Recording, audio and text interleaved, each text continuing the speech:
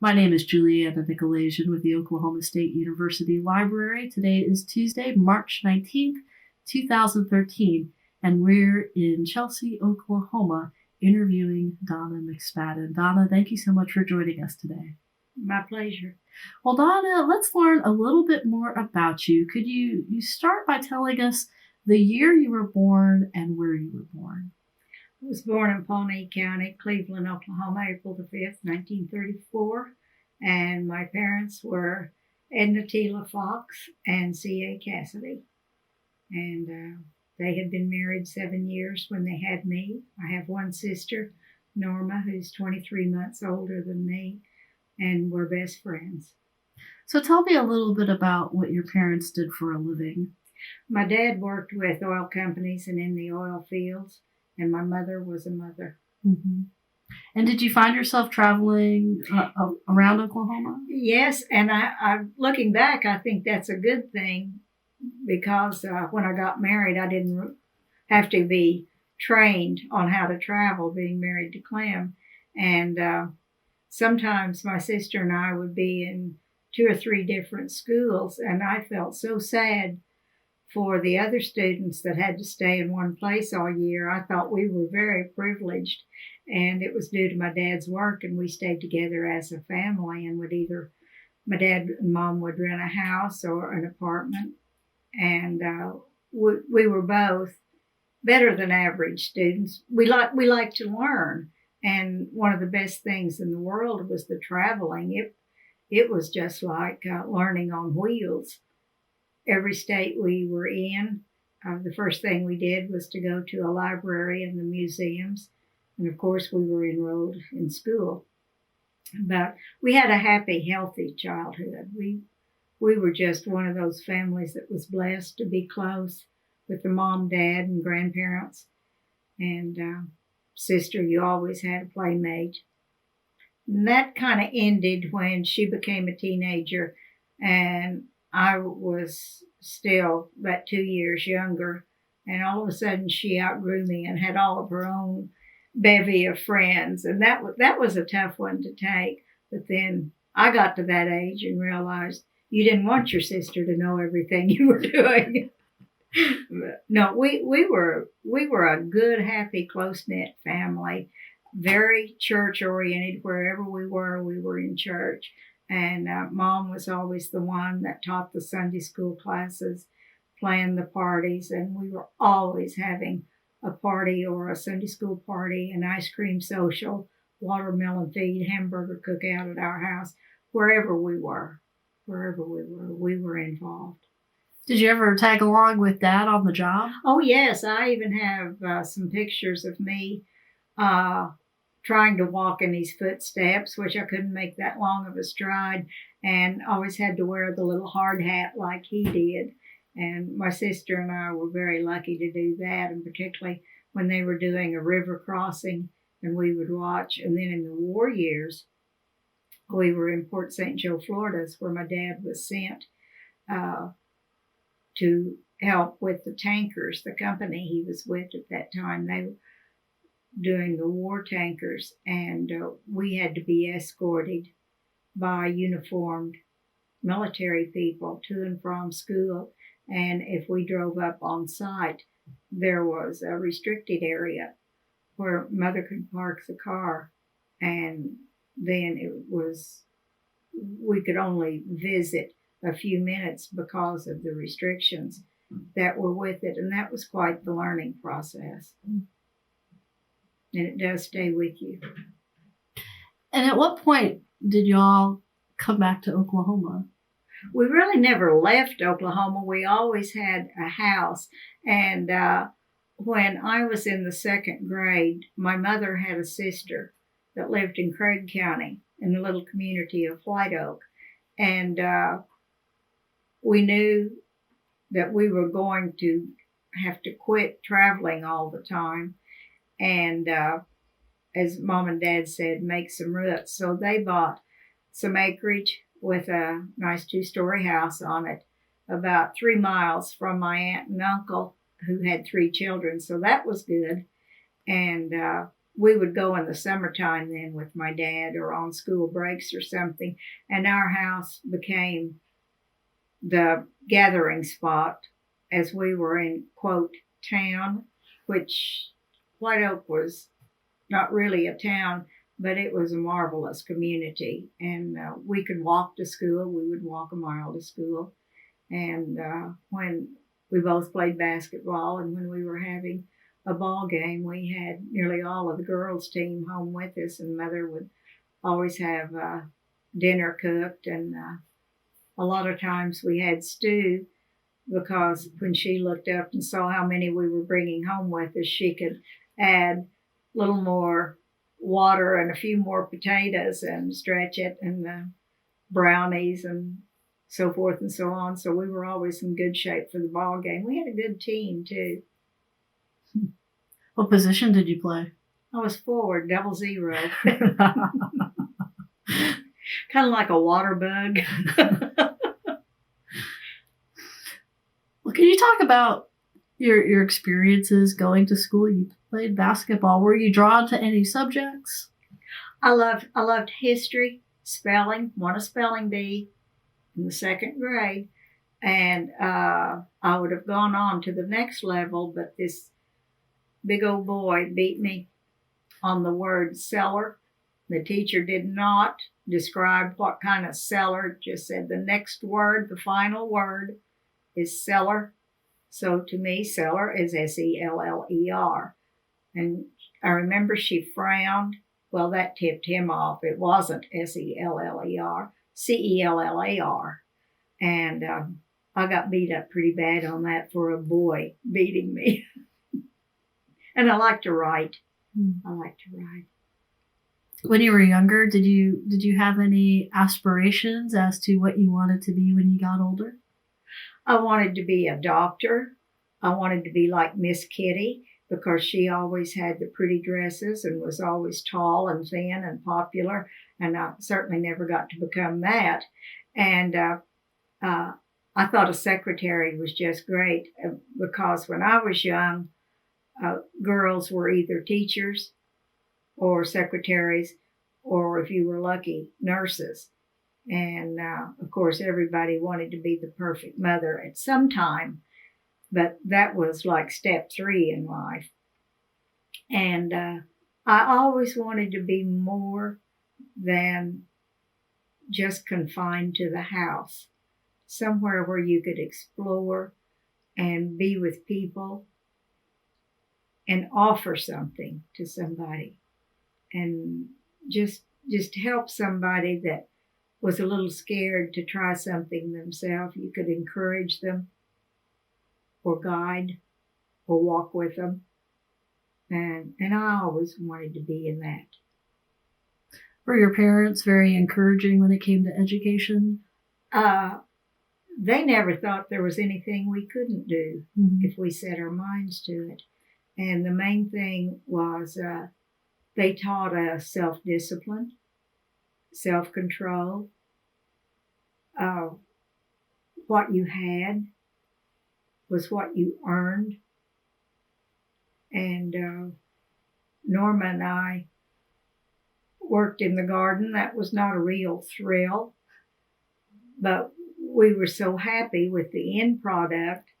And with Dad being gone, it became ours to do. And then we were just so happy when he did come home to show him what had grown or what had blossomed or something like that. And Mom and Dad were the world's best parents, and Mom could do anything, from sew to be at school to come down and substitute. She could can. She was kind and gentle. Daddy was too. We were corrected. We knew after you got out of bed in the morning, you did not go back to bed. You certainly didn't go down after the bedspread was on and crawl up in bed. I learned that firsthand. And we had some cattle, and my job was pretty much to go get them. And my sister outsmarted me so many times. She would say, I'll stay in the house. I'll clean house. You go down in the pasture. And then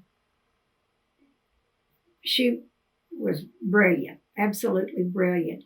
Every time we were supposed to go to the barn, she could faint. And I knew she was doing it on purpose, but she really wasn't. She just had some sort of a little tick, and the same was true with basketball. But I knew she just was doing that intentionally. So her job was also to wash dishes, and mine was to dry. And every once in a while, I'd say, "Oh, you cut me," if she'd put a knife. "Oh, Mother, you've got to do something with Donnie." But we had fun. Always had friends. Always had friends. Would you have milk cows? Well, we had two. They were mine. Mm-hmm. And we had horses. We would ride. Norma could ride much better than I. But away we would go and act like we were the greatest stars of all times. And hair flying. Mine was long blonde. Hers was long brunette. And we'd just, bareback with saddle. We didn't care. Just jump on and go.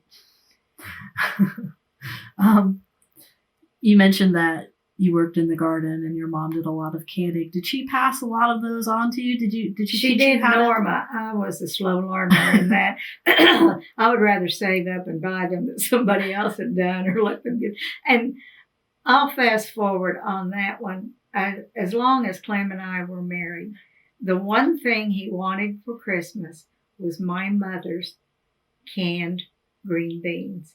She always gave him 5 quarts of green beans, and he assured me they would never be served when we had company. That was private stock. Yeah, but we were good gardeners. We'd sit out under a shade tree and shell the peas or break the beans, and we got to do it all. And that was good eating in the wintertime when snow was on, to know there were those canned goods that we ate well. So your mom really had to work hard to hold down the fort. Oh, yeah.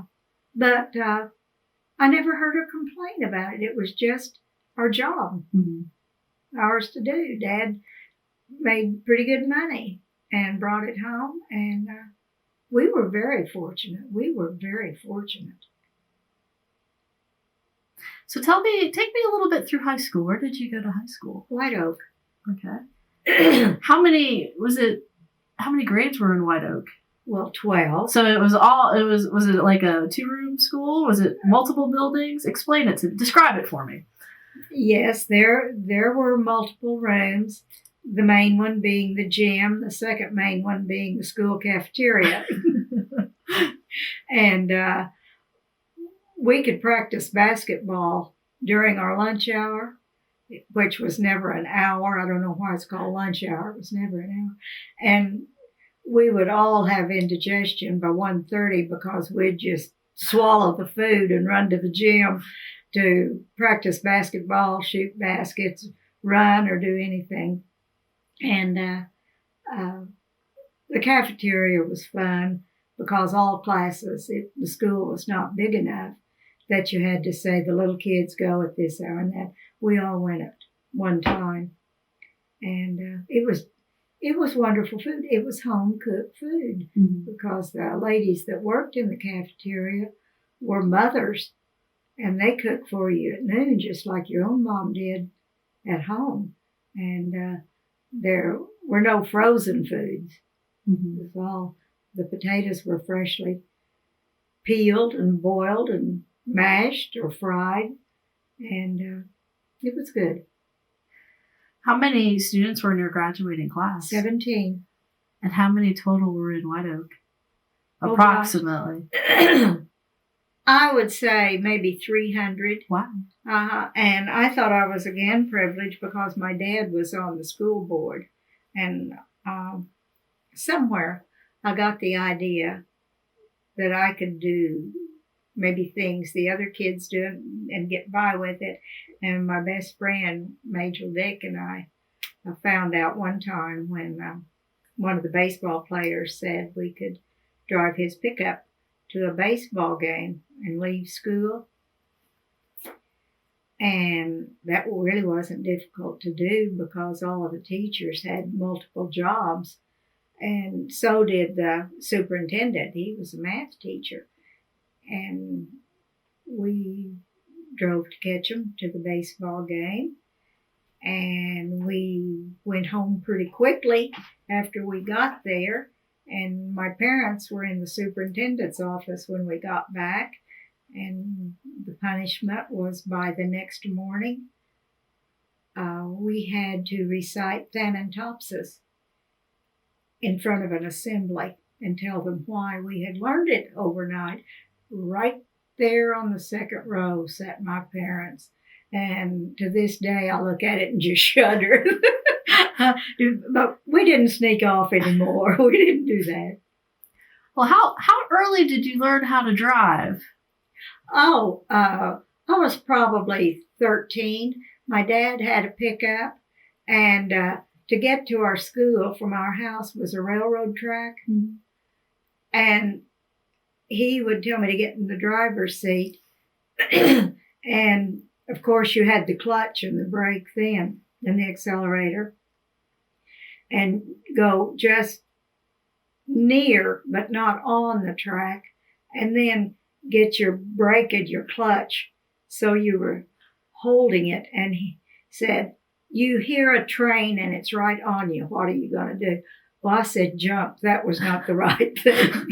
That was, keep still. Just stay where you are. And the lesson to be learned there was never to get close enough that it would have been a challenge. But I gave a very wrong answer. I probably would have given the same answer. Yes. Mm-hmm. And did you ever find yourself on a tractor early on? Oh, yeah. I still am one of the best people to brush hog a pasture. I do some major thinking there. And we had the tractor with the mower. Mm-hmm. And since I can make up poetry and songs in the pasture, just at the height of my voice, I was singing more than I was paying attention, and wrapped the mower around a tree and had to walk about 1.5 miles to the house and tell it.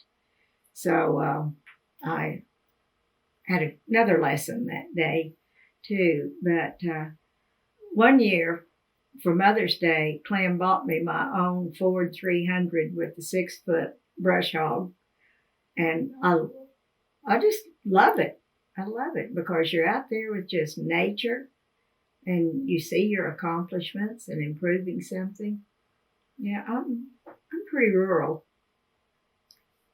Well, you're finishing up at school. You're probably approaching graduation. And what are you thinking life has in store for you? My folks thought that I would go to college, and at the age I was, I always knew, excuse me, that I wanted to work. I applied for a job with an attorney, Mr. Richard Wheatley in Veneta, and he hired me. And his legal assistant was Evelyn Cusick, and she had the patience of Joe. I loved to watch them research. I worked there. Then the county attorney, L.O. Thomas, asked if I would like to come over to the courthouse and work. And I said that I would really like that because I thought that was someone very special. And I worked there, and you find exactly what the laws are. It's not always common sense or what you wish they were. It's how the laws were written. It's what you had to follow. I worked there and also worked for a while for, which they then called the Department of Welfare, as a secretary for Edna Oscarson, who was just the most gracious, intelligent lady I've ever known. And then heard that there was an opening in personnel department at Shell Oil Company in Tulsa, and I applied for the job and got it, and moved to Tulsa in an apartment with another girl that worked in another department at Shell. and thoroughly enjoyed Shell Oil Company. And one day I got a call from a judge in Oklahoma City at the Capitol saying they were looking for a legal secretary for his district, and would I be interested in coming to the Capitol? And I said I didn't think so, because the oil company was fun. The girls in the department were just great. It was just such a high class company, and an honor to get to work a place like that. And he said, well, I just want you to come over and see what we need here, and see what the Court of Criminal Appeals is. So I went over and walked in, and that was when the Capitol had not had a whole lot of upkeep or remodeling or modernization to it. And I walked into the Court of Criminal Appeals, and I remember there was a torn place in the carpet, and I thought, oh my. And I walked in and met Judge Nix, and he said, you take shorthand? Yes, sir. And he said, get a pad and a pencil, and he picked up a law book and said, take this down, and started reading out of it. And I thought, well, this could be do or die. And he said, now, he put it down and said, read it back to me. And I read it back to him just like that. And he said, when can you start? And I said, I don't think I want to. He said, we don't pay much in money, but you get it in education. And he said, I'll give you 2 weeks, and then I want you over here. Well, I went back, and at Shell, you had to give 2 weeks. And it was modern, it was nice, it was everything at that time, perfect for a international office. And during that time we worked for Shell was when Elvis was just getting started too. And Colonel Tom Parker called our boss, Mr. Vineyard, and said he needed 5 girls to sit on the front row at the Elvis concert. Well, you would have killed to be one of the 5, but I was chosen. And I thought, I can leave an opportunity like this when you can go sit on the front row at Elvis, and then you're invited for Coca-Colas and hamburgers, with them later. And then, of course, I talked with my parents about the offer at the Capitol, and they said, well, do you just want to stay in one place, or do you want to expand your horizons and learn more? And that pretty well convinced me that that was an opportunity. There was one other lady that worked for another judge at the Court of Criminal Appeals, and she had been with him since he'd been on the court, and her name was Ora Dews, Dews, from Chickasha. And she was quiet and so learned, so intelligent, and everybody else was a man. And I wasn't a women's liber, but I never doubted I could do the same thing that a male could. And Mrs. Dews impressed that, we are of a different gender, but we have the same working mind and can absorb and learn. And I told him that I would be there, and then I had to find an apartment, which I did. My first apartment was with Mrs. Taylor, and it was the little house behind her house that was the 1-bedroom apartment. And soon I moved in with an older lady who rented an apartment in her home, and you had access to her kitchen. And I not only rented the apartment from her, we became the best friends, and she was my mom away from home. But she also had 2 boys, one of which was Chet Robertson and the other of which was Dale Robertson, who just recently passed away. They'd come see their mom. Never from her would you hear that she had the famous son at all. She was a mom, and she would be home in the daytime and I would get in from work, and she would say, I know in your apartment you have your refrigerator and everything, but I made a little extra soup or I cooked an extra pork chop, and I just hate eating alone. And she helped us both. And I was living there when I started going with Clem.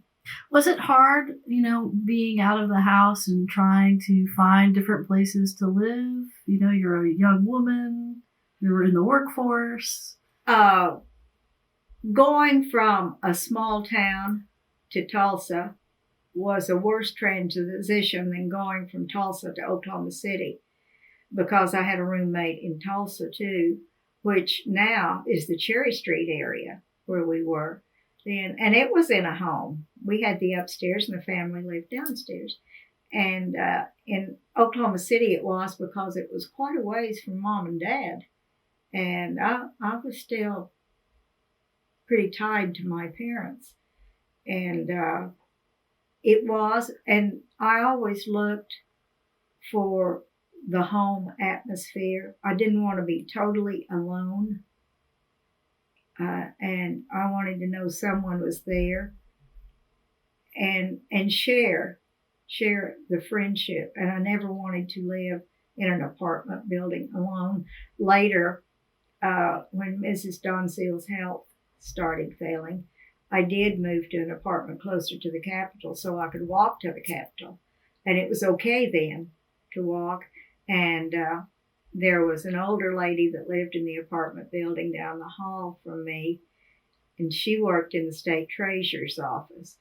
And she became my chief investigator.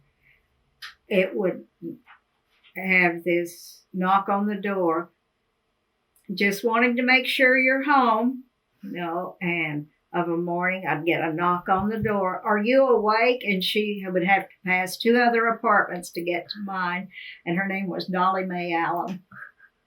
And right now I'm 5'1", and I'm probably 2 inches taller than she ever was.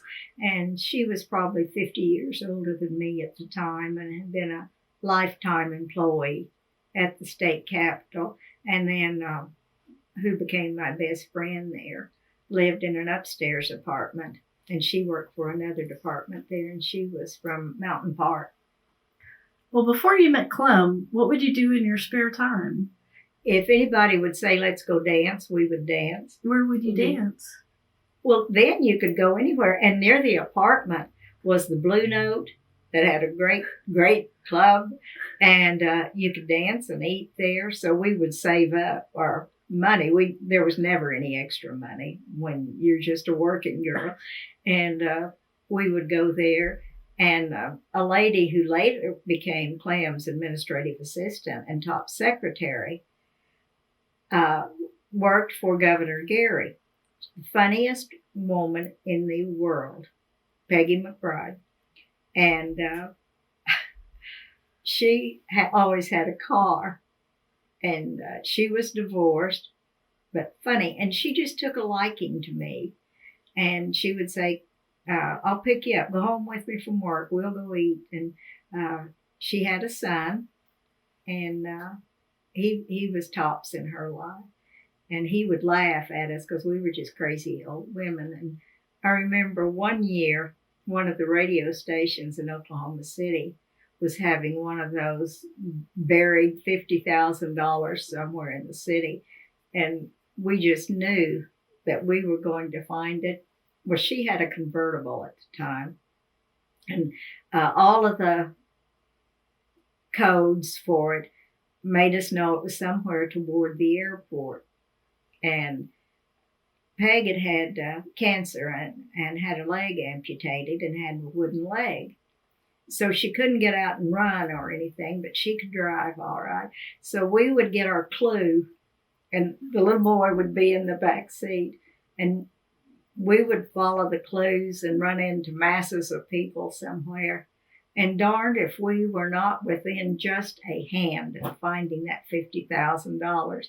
But we were so close and did not look down a corner post where the magic envelope was.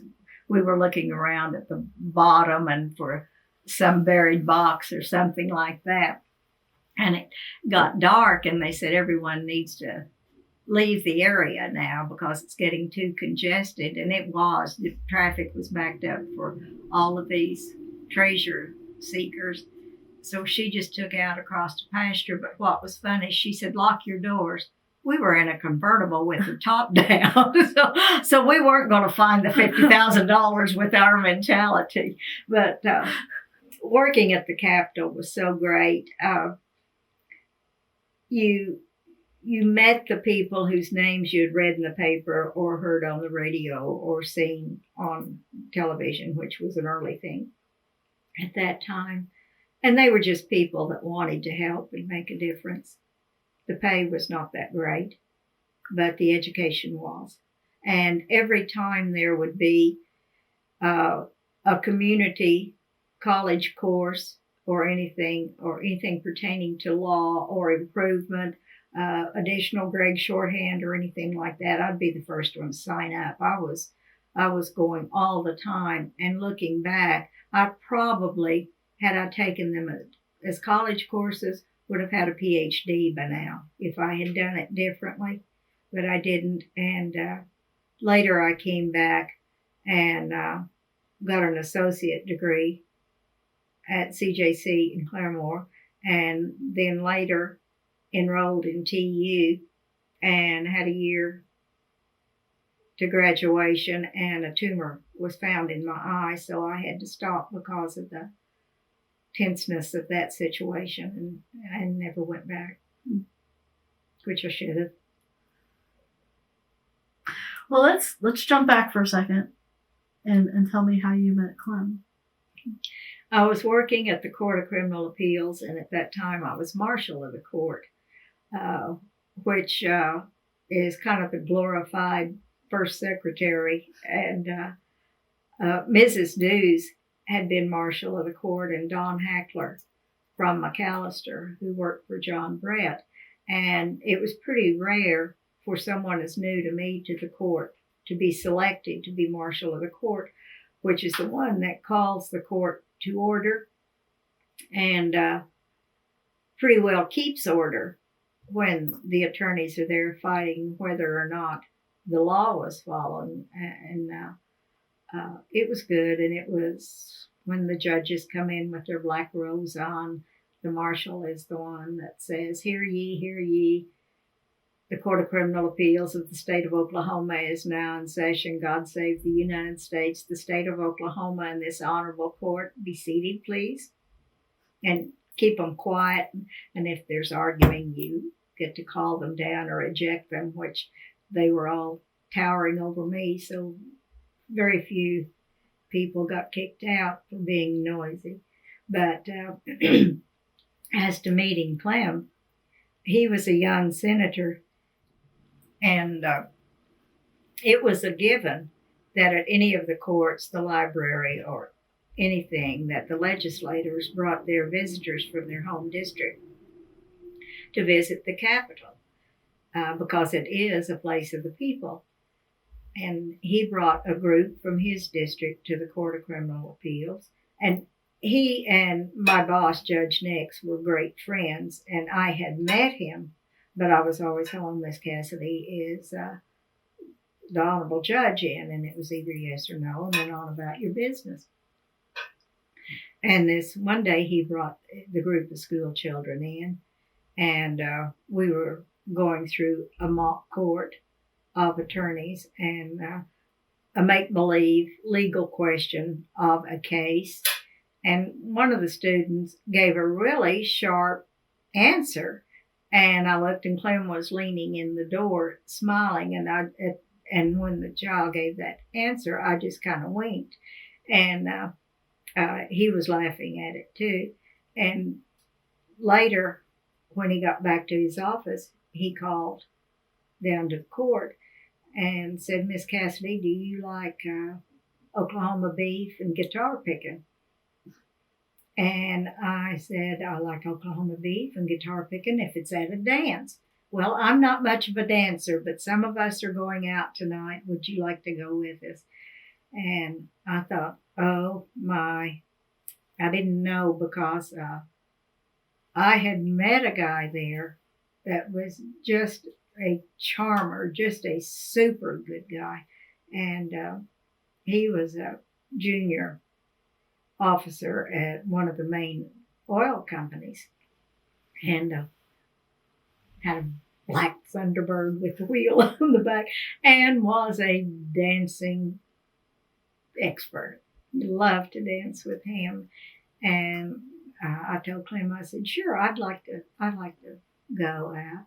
So we went out and had a really nice, pleasant time. He was the perfect gentleman and treats you well and all that. And then he just kept calling more and more and more and more. And Clem was 10 years older than me. And I thought, oh, he's much too settled for me. And Clem had been married previously and had 2 children. So that does enter your mind too. And one night he brought me home and he said, I need to talk to you for a minute. And I said, sure. And he said, Donna, with me, it's more than infatuation. And you go, ka-thunk. And don't know how you're supposed to react. And I guess it's kind of like death when they say your world passes in front of you your entire life. And I said, that's very kind. I think a lot of you. He said, no, I really think a lot of you. And I would like for you to tell that old boy, if you feel like I do, that you can't see him anymore.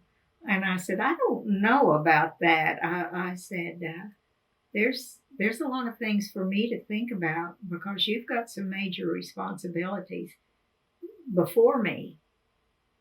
And he said, I've thought about that. And he said, you think about it.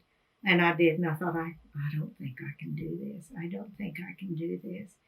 And I never wanted it to be that it was Clem, Donna, a gap, his children, or Clem, the children, a gap, Donna. It had to be family. Mm-hmm. And he was very close to his children, especially his daughter, who looked just like him. And I went home and talked to my folks about it. And they just put it back in my ballpark. What did I want to do? And then Clem asked if he could talk with my dad. And I said, yes, you can. And Dad just told him, said, you've got a lot of responsibilities and Donna's still pretty young.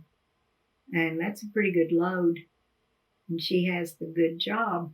And her mom and I will never step in and tell her what she should do, but we will support her decision. Well, I'm not sure that my folks many times did not like Clem better than they liked me.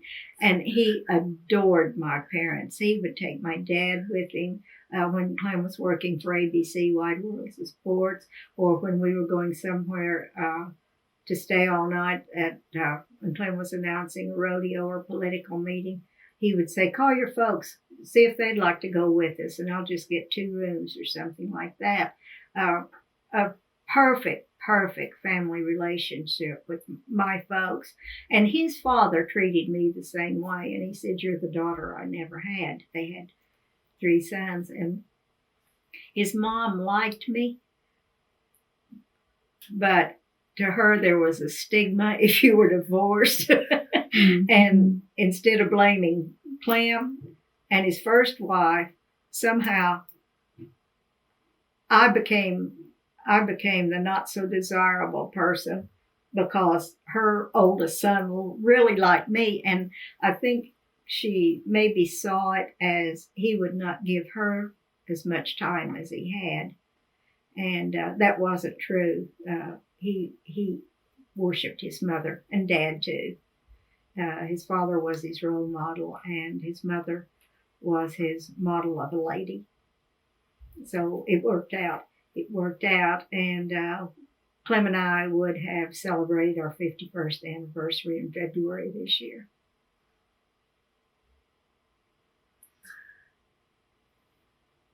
What did the judge think? I mean, did you continue on with your job? For a little while, I did. Well, the judge, having been in the Senate, having known Clem, wanted to keep me as a secretary, but said it was a wonderful opportunity to be married to Clem. And I thought, I know your wife, she works herself to death too. So I saw where that was all coming from. Because I like to be involved, I like to be helpful. And I wanted to be the good wife. And he said, well, the judge told me, he said, you've got to find somebody. He said, I don't have time for this. Said, now, you've worked here and now you're going to leave me. You find someone. And I did get to hire the girl that replaced me, Barbara Pierce. And her husband was a policeman in Oklahoma City. And she worked there for years and years. And we stayed in touch. And the boy that I was going with, I told him, and I said, I found somebody who really thinks, he said, I really think you're great.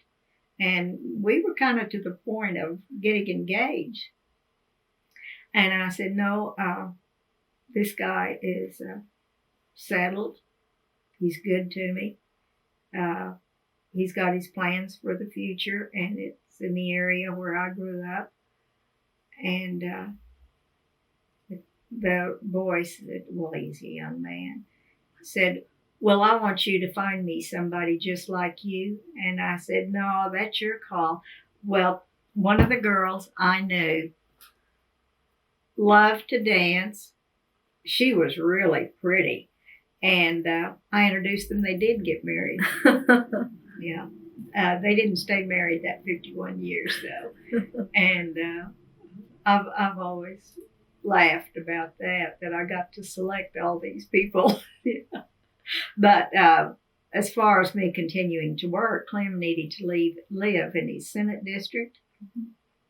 And he was living with his parents at that time after his divorce over at the Will Rogers Ranch at Oologah. And I had an apartment in Oklahoma City, and we knew we had to live in the district. And he said, probably Chelsea said, we have the choice of Nowata, Oologah, Claremore, or Chelsea. And said probably Chelsea because he had some aunts that lived here, and it was a smaller town. And he said his parents lived at Bushyhead, and that's where the ranch is, which is just 5 miles south of here. And he said, I'll ask Mom if she would look around. Well, he was talking with his mother, and she said, I think I found you a house. And then he told me, he said, we need to go to Chelsea. Mom's found us a house. And I said, okay. So we drive to Chelsea, and there is this old 2-story house downtown, right behind the grocery store, that had a meat market where the grocer cut the meat up, and the blood would run down the gutter. And it was given. There were no laws to prevent that at the time. But we parked the car, walk in the house. His mother is standing there, and she looks at me, and she hands me a handful of rags, and she says, Donna, the windows need washed. And this was my introduction to our first house in Chelsea. She had already told the man we were taking it, and we hadn't even seen it yet. But we did take it, and we could walk anywhere. Of course, Clem was back at the Capitol nearly all of the time, and for a while I kept the apartment so we'd have a place both places. But the night we moved in, the plumbing broke when we turned on a faucet. And that was just the beginning. There was zero insulation anywhere in the house. And it had those little open gas flame heaters, which were no-nos, but everybody else had them too. And the house did not blow up. And we lived there for a while. And then a little house became available and was on the market within a mile of where Clem's parents lived. And we bought it and added a bedroom and a bathroom. And I got to remodel the kitchen a little bit. And it was such an old-timey place. It was one that had the kitchen, a little disjointed house out beside it. And we bought an old jukebox, and that became our party room. We put the jukebox there and Clem's guitars, which he loved to sing, and had a little oven, electric thing, skillet, and we could go out there and not clean up the house. And then after we became parents to Bart, it was wonderful for him and his little Cub Scouts and Boy Scouts to have as their little meeting place. And it was good. I loved that place. When Clem was gone, Bart and I could make us a peanut butter sandwich and an apple, and each of us take a book and walk down through the pasture and sit on a rock at a pond dam or pick up pecans, and did major exploring with finding old historical artifacts in our minds, and him finding a leaf that was just perfect to put in a book or something like that. And no, it was some of the good years. And with Clem in politics and running for re-election, we got some pretty rough threats, and Bart and I were alone a lot. And Clem said he knew that we needed to move into town where we were near people that kind of could watch, and there would be law enforcement and so forth. And it's sad that it had to happen that way. So we chose Chelsea to move into again, and found a house. And it had been built in 1919.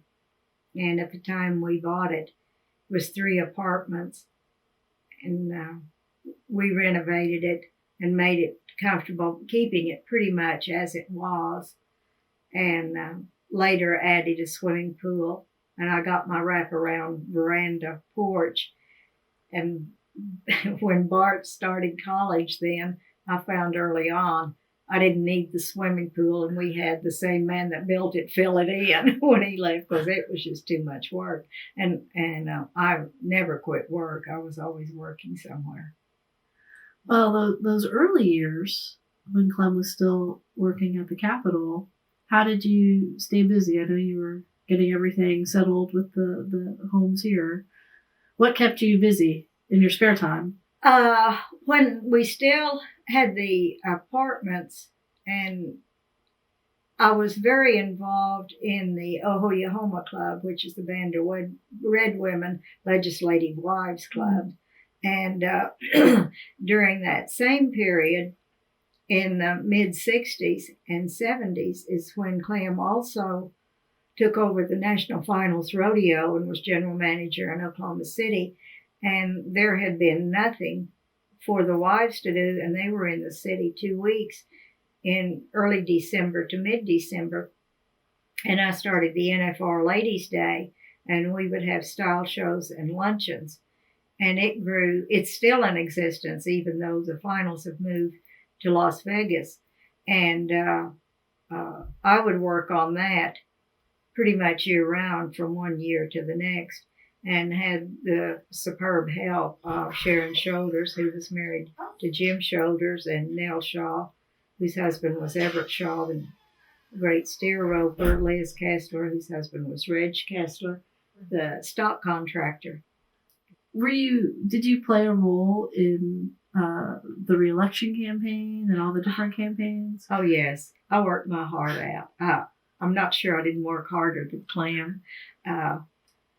He was the laid back, take it as it comes, and I was, let's go down that little road and see those people. You know, there might be some votes down there, and I'd get the look. And one of the funny things that happened in a campaign was in one of the small towns in Delaware County, and many of them were Indians and couldn't read English. Well, we hadn't thought to make any of his elect Clem McSpadden state senate, and this was after reapportionment. And we didn't think to get any of them made in Cherokee. Mm-hmm. So Clem had this grand idea to take the card and let them see the length of the letters, McSpadden, and take that with them and make sure that was the same amount of letters as was on the ballot. And he won the election real well. It was a pretty good thing. And then one day it dawned on him his opponent also had 9 letters in their name. They were just turned differently. So all of this scientific campaigning didn't work like a handshake and honesty. Did he consult you when he said, "Hey, oh, yes. I think I want to run for Congress"? Yes. He said he had been approached and it had been in his mind, and he said, we need to talk about this. And I said, if we talk about this, it's going to be the two of us talk about it. We don't need anybody else that's pushing you to do this, because the main thing, knowing Clem, I knew financing a campaign would be rough. I also knew how campaigns were financed. And the one thing I impressed, I said, Clem, promise me whatever you agree to, that you are not for sale. We never have been and never will be. And he just said, well, I think you know me better than that. And at the end of the governor's campaign, our campaign kitty got pretty low, and Clem got a call from a fellow that said, I will finance all you need for the rest of this campaign. You can win it. And it was one of those odd little things, send somebody to meet me on the tarmac at the airport. And the campaign manager at that time was Fred Farrell from Elgin. And Fred called me, and Clem had just come in from one section of the state. I was from the other, and they had just stayed downtown at a hotel, and I was at our hotel where we were. And Fred said, get in your car and drive over here. Clem won't make a decision on this till you're here. And so at 3:00 in the morning, there we are. And the spokesman for this individual was there and said, the survey shows Clem can win this race, even that he doesn't have enough money. But there is an individual that will give all the money that's needed. And yes, he will want one thing out of it, one issue. And he will provide whatever's needed to you all as a family. And Clem looked at me, and he knew what I was thinking. And I said, Clem, if you need money that bad, sell everything we've got. Because we'd already sold some land to finance move. I said, just sell it and see if he was right. But I said, I'll walk out of this room and never come back if anybody in your team goes out on that tarmac tonight. And he said, I agree with you. And we didn't. And I will never say Clem didn't win the governor's race. I'm just going to say the people lost. And the only thing that happened to Clem, he didn't get the most votes. But Bart and I got him back, so it was a win. And Well, we haven't cried about it yet. Mm-hmm. A lot of people did. And I will say this in defense of David Boren. He probably is the strongest politician this day in Oklahoma, too. Mm-hmm. Well, when y'all were out campaigning, tell me about the cowpokes. We were on a very limited budget, but our wealth was in friends, and I honestly think Clem's personality and friendship to everybody from the sport of rodeo created a base for him. And they never doubted that Clem could win anything he wanted because he was Clem. And no one had ever been lied to or used by him. And the cowpokes happened. All of our friends had children the age just a little older or a little younger than our own Bart. And these were rodeo families, and they pretty well decided on the cowpokes. And Beverly and Bruce Huff from here in Rogers County got them all together. And for the moms, I decided on doing the Clementines, who were the moms of most of the cowpokes, and then ladies that did not have children that would travel statewide.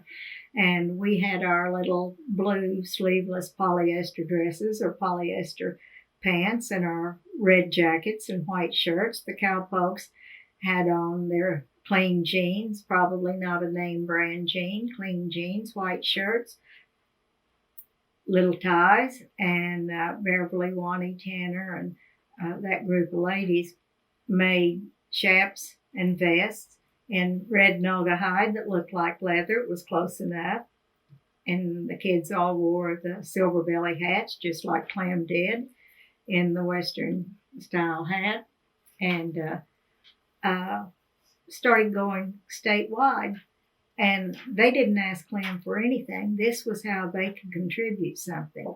And they would load up their kids, load their horses in the trailers, make the parades, make the events, or become an event somewhere. The Clementines were the women that would go. We went statewide. We did style shows statewide using women in that given community where we were going as the models, and would have a luncheon.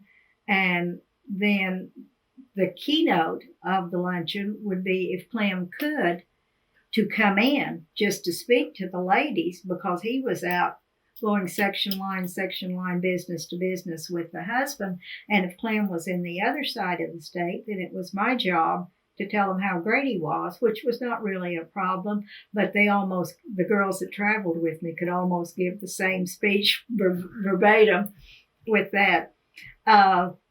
We didn't have the financing to rent the big high dollar station wagons and the buses with all of the big painting on it or not. But we were lucky enough to rent a bus, but you had to pay a driver. So it was Clem's great idea. I could take the CDL test and drive the bus myself. I did. I passed. I did. And we had a lot of fun. I would stack city phone books on the seat because it wouldn't raise up far enough.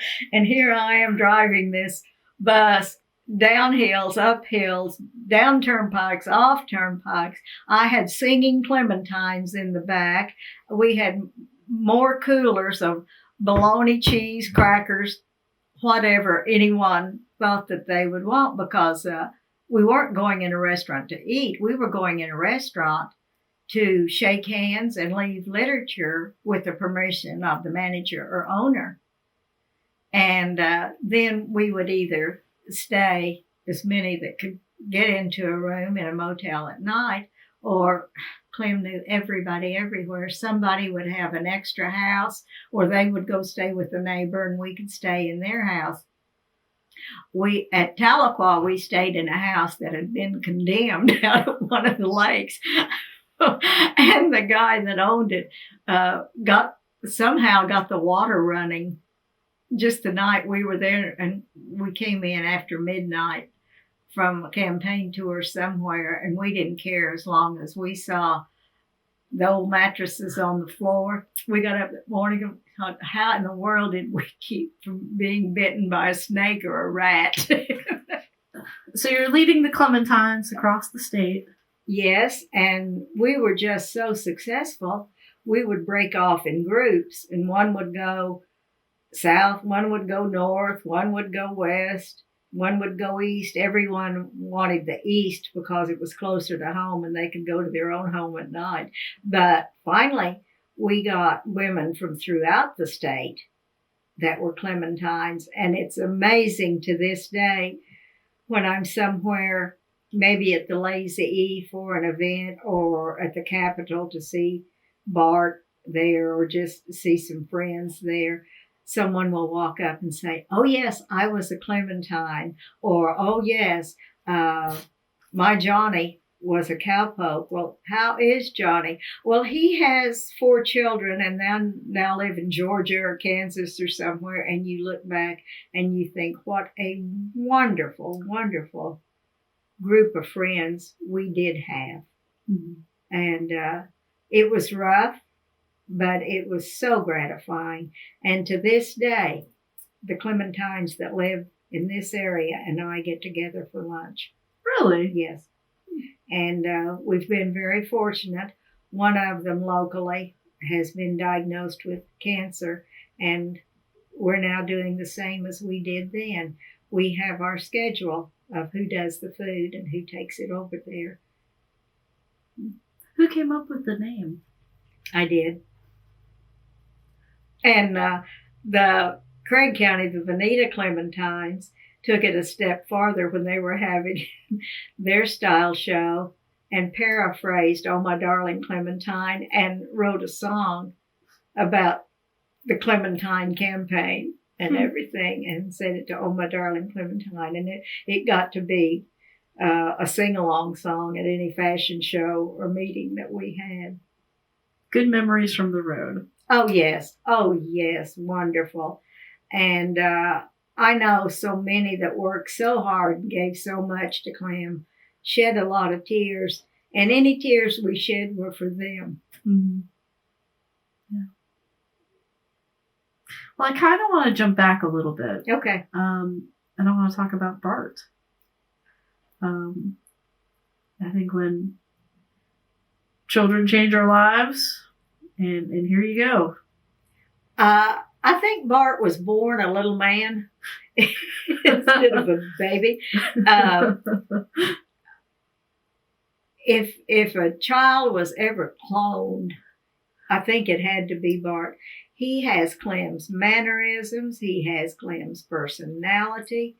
He has his patience. And that's a good thing that he took after his dad. What did he get from you? Resilience, perseverance, dedication, faith. Was it fun raising him as a boy? Oh, he was an absolute delight.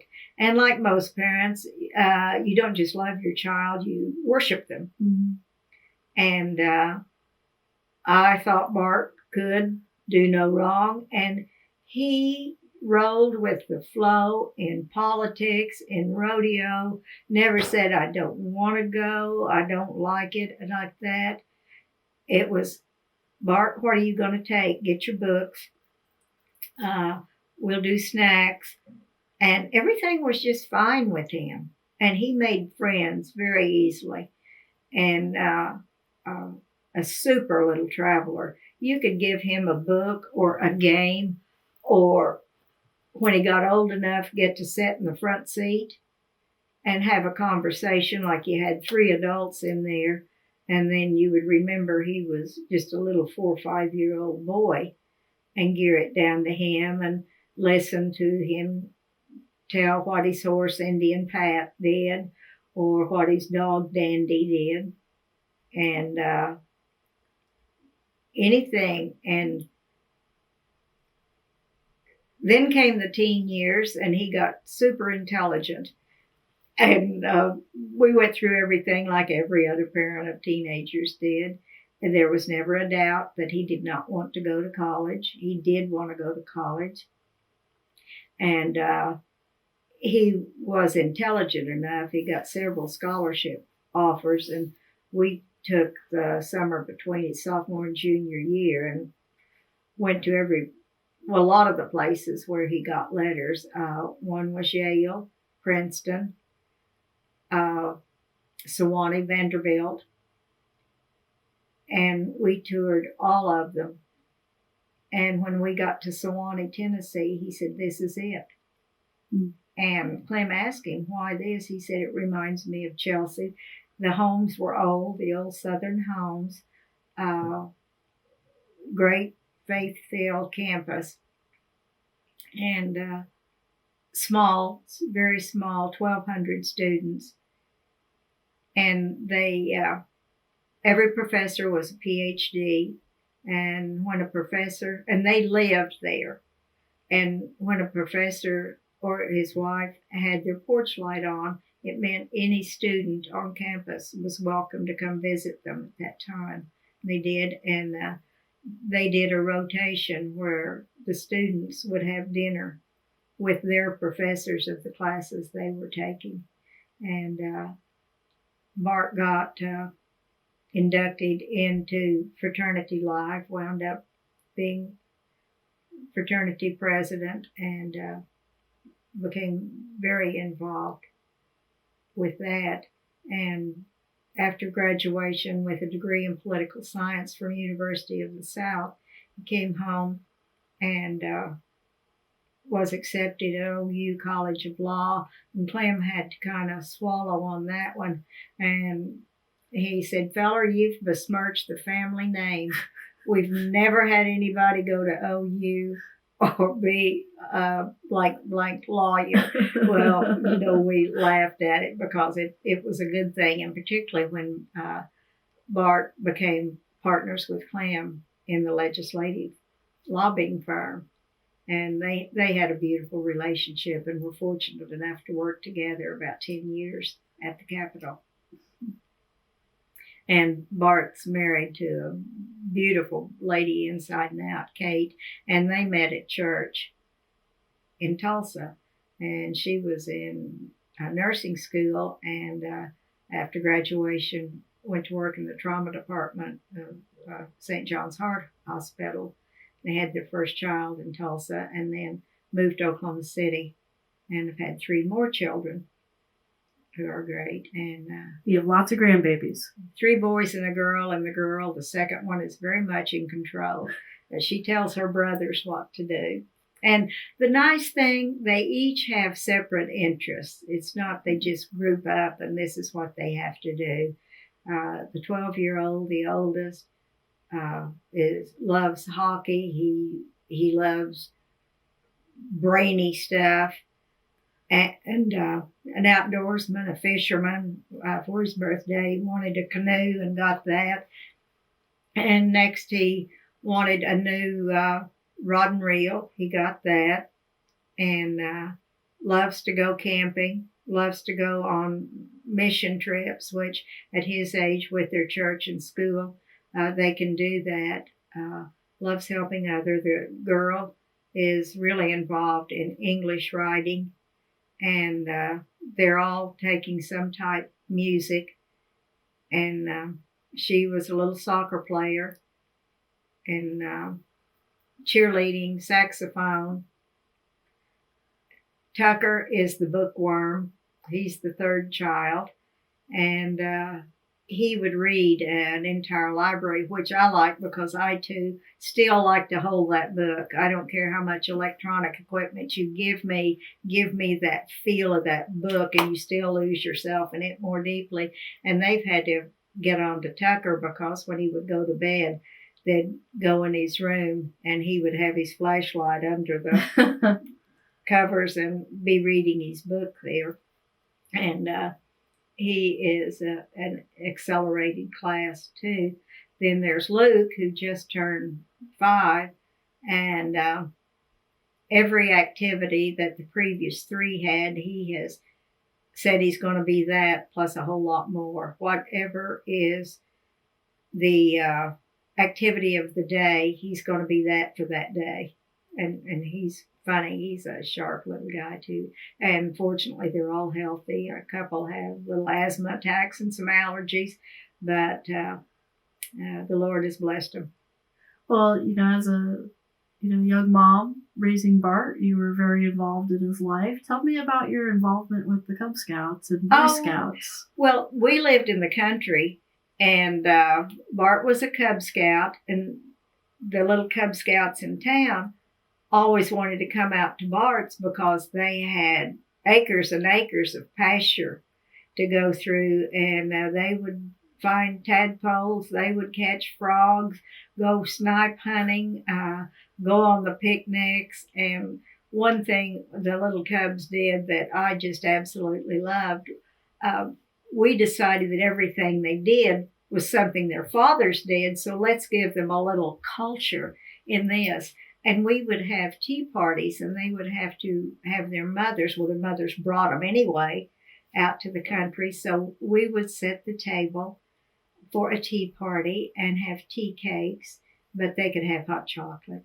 if they wanted to, and taught them manners. We had an etiquette class for our little Cub Scouts.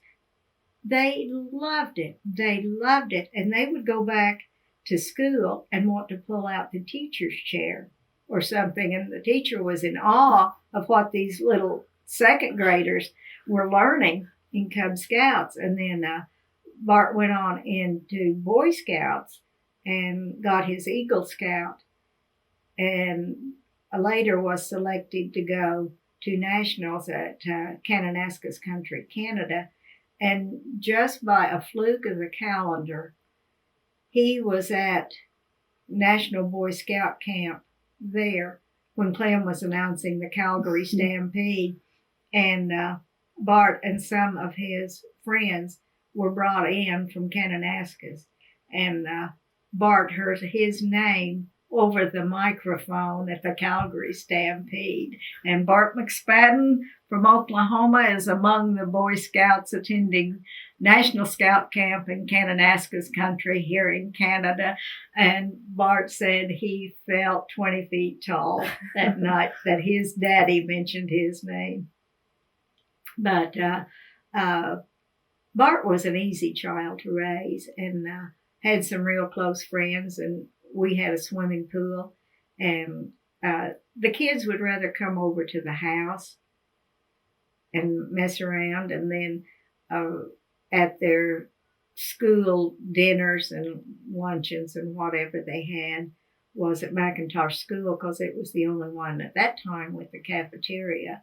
And that's where all their alumni meetings and class meetings were. And we were just a block from there, and we became the meeting place, which was great. And probably I've been in closer contact with some of his classmates than he has, because I'm still here. And a lot of them stayed, or they will come back and visit their parents and make it an important thing to come by and speak. And we rehash old times. After political office, I know there's a lot going on. I think we'll get to some of that. Was the lobbying group McSpadden and Associates, was it still established during that whole period? No. When Clem got out of politics, Oklahoma Mining and Reclamation, which has to deal with the coal mining and other minerals, but predominantly coal mining, which is not a mineral. Coal is not. And it was really getting active in Oklahoma, and particularly in northeast Oklahoma, southeast Oklahoma. And they asked Clem if he would be the executive for Oklahoma Mining and Reclamation when it was started, and he agreed to it. And they said that he could have his office anywhere he wanted it. And we had this building, so it was here. And this particular building was built in 1920 as a creamery for the farmers to bring their cream and eggs to and have them tested and sell milk, sell eggs, so forth and so on. And in the interim, from when we bought it, a doctor had used it as his office and had done some remodeling, but it just satisfied those coal miners and thought it was great. And the added bonus is I kind of came with the deal, and when they came in to Chelsea, it was before the diner was open. I was the diner at my house. So the home cooked meals, and they sit around the table, and one of their guests would usually be the governor, whomever he might be. And that was before there was a she governor. That's why I'm prefacing he governors were. And I know one time they were having dinner, and George Nye was the governor, and he excused himself to go to the restroom, and he never came back, and he never came back. And finally, I walked into the kitchen, and I had a neighbor lady that I could call on to help. And Governor Nye was sitting there and had gotten a big spoon out of the drawer, and I had baked chicken with dressing. And he was digging into the baking pan and talking to Catherine Dawes like that and eating it. And I said, "Excuse me, Governor, they're waiting on you." And he said, "Well, Catherine and I are having a good time in here." Then he went back in. So it was a given. Anytime he came up, it was baked chicken and dressing. And you didn't even have to take it to the dining room. It's kitchen safe for all of them. A wonderful group of men, hard workers, good men. And then with Clem back at the Capitol representing them as a legislative lobbyist, other people started contacting him. And I think very complimentary thing is those that from the first time they hired him till Clem passed away in 2008, retained him, and they have continued with Bart because Bart has the same decency plus a law degree to keep it legal as his father did. And I think that's an attribute that Bart and Clem shared with each other. It's great that Clem was able to kind of hand down the family business to Bart. Well, it handed down and scared us to death. Bart had an opportunity to work for the state and a private law firm and was working for one of the biggest law firms in the state. And Clem and I came in from somewhere, and Bart's car was in the driveway at the house, and we go in the kitchen, and he's sitting in there drinking a Diet Coke. And it was on a weekday. And I said, "What's wrong?" And Bart said, "I need to talk to you and Dad." And, you just go into that cold chill. What is this? And Clem said, "Well, feller, are you in trouble?" "No, sir." "Well, tell us what it is." "I gave my notice, Dad. I want to work with you." Just like that. And I'm sitting there in a kitchen chair at the island, and I think, another payroll, more taxes. And Bart had the entire world at his feet if he wanted to pursue that. And Clem said, "Well, Bart, tell me how you came to this decision and how you think we're going to make it." And Bart said, "Dad, at first you don't even have to pay me. Just let me stay with you in Oklahoma City. And you'll have to buy my meals. But, Dad, I want to do this. Most of the people my age get their folks' business after they die. Dad, I want to learn from you.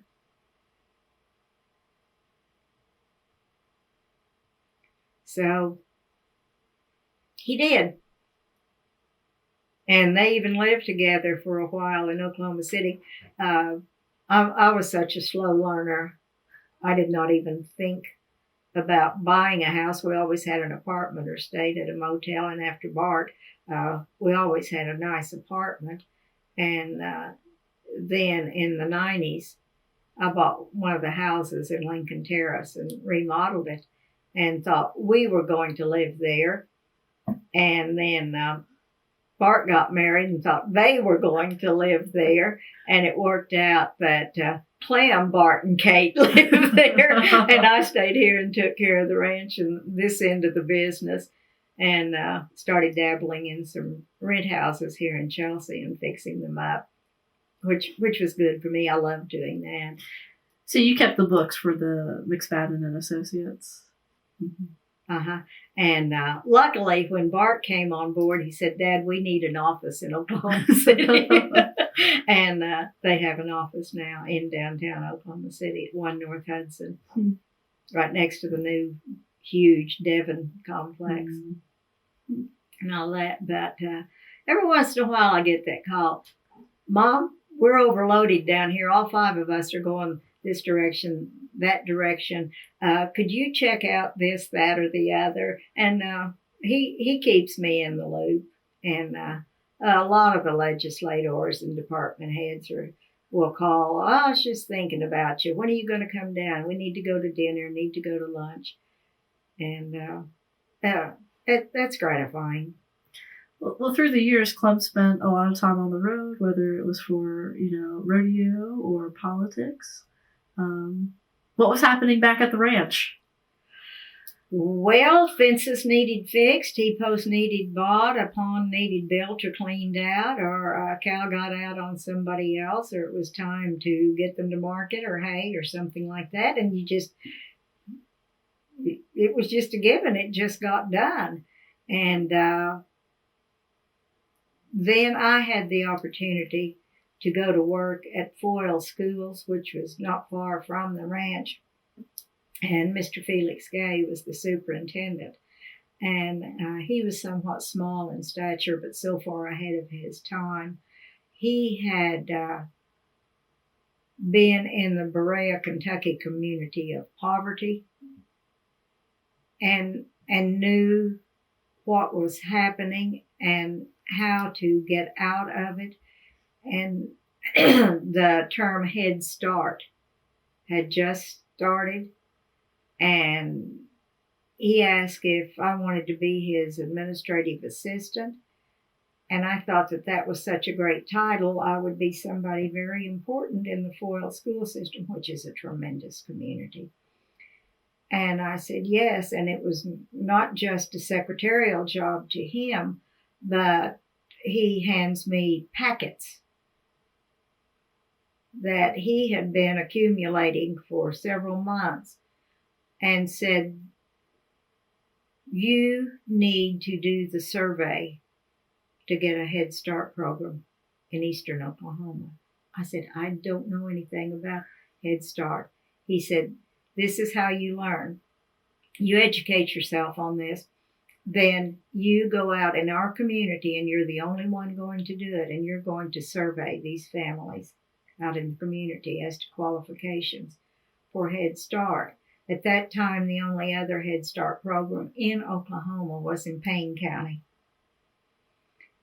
And I thought through politics and them being neighbors, I knew the people and the way they lived in the county. I don't think anyone really does until you get to going to a door that either lets you in or says you can't come in, or you find families who are sleeping on mats on the floor, the entire families, brothers, sisters, babies, mothers, dad, aunts, uncles, whatever. The food they have was not wholesome. but it was all they could afford. That was in the 60s, and commodities were still a thing that you took only if your pride allowed it and your family was that hungry. And Head Start would have allowed the children to come to school on an equal basis, and nutrition was thankfully rearing its head. And Rogers County was approved, and I got to work in the Head Start program while I was working for the school at that time. And the school board members that let me do that, I didn't get paid anything for doing it, but I should have been paying them all along for allowing me to bring this to where you would see there was a black family in the area. And the little boy had the most horrible little rotted teeth I had ever seen. Through the Head Start program, we got him teeth. He thought that the canned carrots that came for the school lunch programs was his treat for eating his meal. He had never seen a hula hoop. They were craving learning, and families were coming in. And I know Mr. Gay had me taking up the money for the cafeteria for the students that could pay for their meals or punch their tickets if they couldn't. And there were certain children who had never been included because of their background and not knowing any social skills or even being to school. And this one girl was absolutely beautiful and became almost attached to me. And she was in freshman class, 9th grade. And I asked her, I said, I need someone to take up the lunch money. Now, they never had a quarter of their own. Mm-hmm. And she was going to take up lunch money. And she said, I can't make change. And I said, well, you will. So we went through this, how many dimes and nickels and quarters will make $1, like that. And she studied it. And every time she had a study hall, she was counting out. It might be corn, it might be beans. And if she would mix some beans with corn, they would have a different denomination. And she did that till she graduated. There was never a dime off on what she brought in as to what she should have brought in on the records. And I just treasure her because she had the opportunity to pocket money and didn't, and said that she had never been in anything where she had to be trusted, and has become quite successful with that. The kids were so great. Mr. Gay let us subscribe to the Daily Oklahoman, and Clem was at the Capitol in politics. So there were some first-person stories. They had never seen anyone's name they knew in the paper. And then every day the paper became, is Clem's name in there? Is Clem? And it was Clem. It was not Mr. McSpadden. We were Clem, and then they made them call me Mrs. McSpadden in there.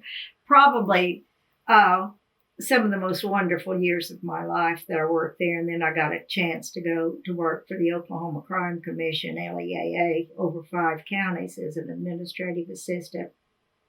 And that's when programs were becoming predominant. And you would work through the sheriff's department in each of those counties, getting equipment that they needed, if it was a typewriter or if it was a grant for guns or whatever they needed, in 5 counties. And I really liked doing that. It was the eastern Oklahoma counties. And then it got so that the hours were more and more demanding, and Bart would be going home from school and nobody would be there, and I couldn't handle that. And I didn't want him to have to learn to handle that either. But joyful years. So not only were you making sure everything was going on all right at the ranch, you're doing all this stuff. We haven't even started talking about some of the stuff you've done in the community. We're not even there yet. Is our time up? No, we're right there. Let's talk about some of the things you've done here within this area, this region. Let's start with the Chelsea Public Library. Oh, the library is absolutely wonderful. June Hester Thompson, had put a little private library in one of the buildings that her husband owned, just a block off Main Street. And one day, a man walked in the office and said, "Donna, you've got to do something. They're hauling off the books at the library." And I said, "It's Miss Thompson's library. She's the one that's got to do something." "No, they're backing pickups and trucks up and just putting everything in their cars. Just do something." Well, this guy really didn't like me. And I said, "Well, why did you come to me?" "Well, you'll do something." And I thought, oh, I will. So I called this lady. She wasn't home. And so I thought, she always comes downtown. And I saw her come out of the bank building. And I stopped her. And I said, "What are you doing with the library?" And she said, "I'm tired of it. It's just too much work. I'm tired of it." And she got a CETA worker for a half day, 4 hours. But you couldn't catalog and index and get the cards up and do the lending library thing. And she said, "I'm just tired of messing with them. I'm tired of messing with them. So anybody that wants it, haul it off." I said, "June, would you stop them?" And she said, "Why?" I said, "Give me a price for the library." Clem was out of town. And I thought, And she said, "Oh, I don't care." And I said, "Give me a price and have them stop. People work too hard to get a library that this happens to." And she gave me a figure, and I thought, I am going to faint right here. And I said, "Okay." She said, "But the price will go up again if they're not out of there by 5 o'clock tomorrow." I had one pickup. And I thought, what will I do with them? And I said, "You just go tell those people to stop and you lock the door." Well, of course, they chewed her out. "Well, you said we could have it," and all that. And I called everyone I knew that had pickups. We went over, we took boxes. We boxed the children's section, the history section. This room right here is the only place I could store boxes. And it was jam full of boxes. Then Clem comes home. And I said, "I really need to talk to you before you go to the office." He said, "What?" And I said, "Well, I did something while you were gone." And he said, "What in the hell have you done now?" I said, "I bought a library." And we didn't have, the way that you should go buy a library without discussing it and know who your friendly banker was. And he said, "Well, let's go see." Well, as luck would have it, when he got home, all of the books, I had a yellow line pad and a pencil here. A man walked in and said, "Donna," and he was a truck driver. He said, "I'm going out on the road again. Could I get 7 more books?" I said, "Go sign it, pick out what you want, sign your name, and add 2 weeks to it and have the books back here." That was my library system at the time. Clem said, "I cannot believe this. What are you going to do with it?" And I said, "I'm going to beg the council to allow us to open a library." He said, "Well, they won't. They don't care if there's a library here or not." Well, sure enough, I go to the council and they said, "Well, there's a library at school. They can go up there and use it." And I said, that's not good enough. We don't have money for a library. We don't need a library. People watch television anyway. They don't read books. And I was relentless. I would not give up. And just about that time, our town veterinarian and two of his partners had built a new facility outside of town, and the old vet clinic that had been built by a previous vet was standing idle, but it was smelly idle because they hadn't cleaned out very much of it. And I went to the vet and asked if the building would be available for a library. He said, we are way over budget on our clinic, and we couldn't do anything with the building, but I will price it at a given figure. And I said, we have no money. And the town council won't give me a resolution to allow us to fill out grants to get money. And he said, let me think about it. So he went to his partners and he came back and said, can you come up with half of it? We will donate half if you can come up with half. But we won't do any work. I go back to the council and ask if they would let me have some workers, if the town boys would allow, to come over there and work. No. So I say, okay, if we can get the money to buy a building, will you give me a resolution? We'll have to see it done first. I said, then are you 90% yes or 10% yes?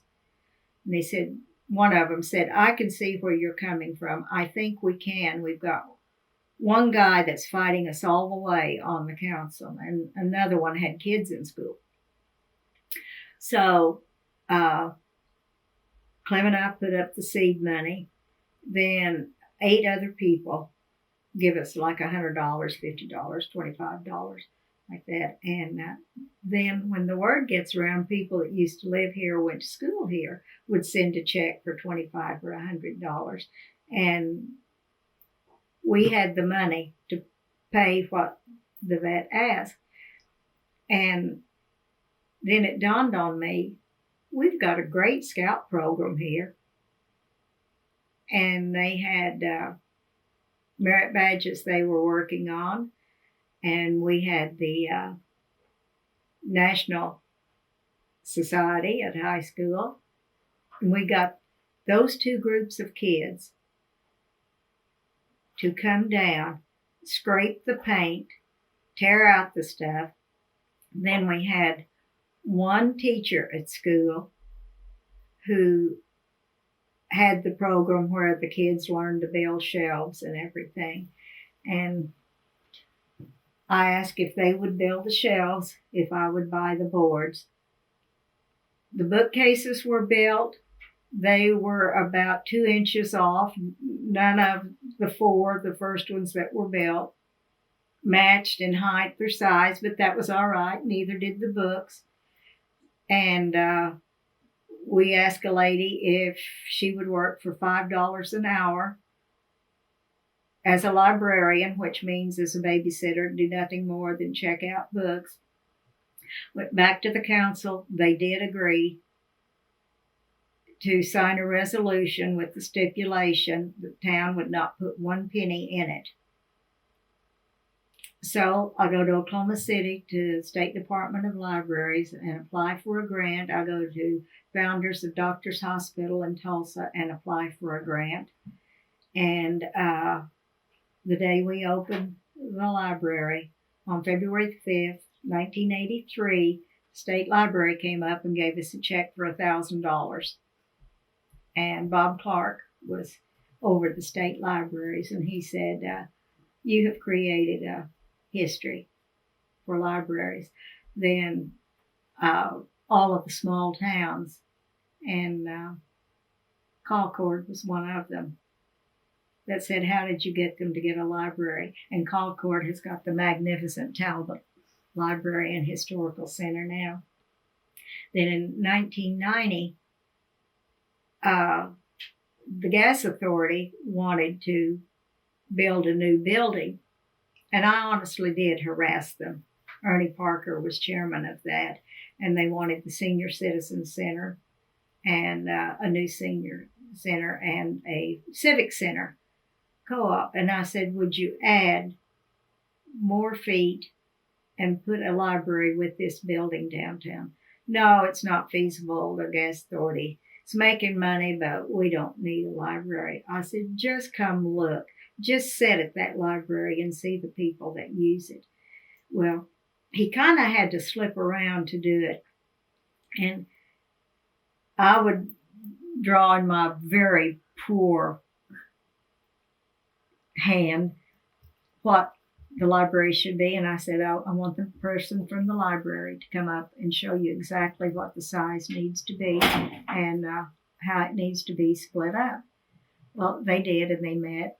And Mr. Parker would have all of these blueprints in the trunk of his car because he didn't want the local guys to see that he really was working with me to get a library.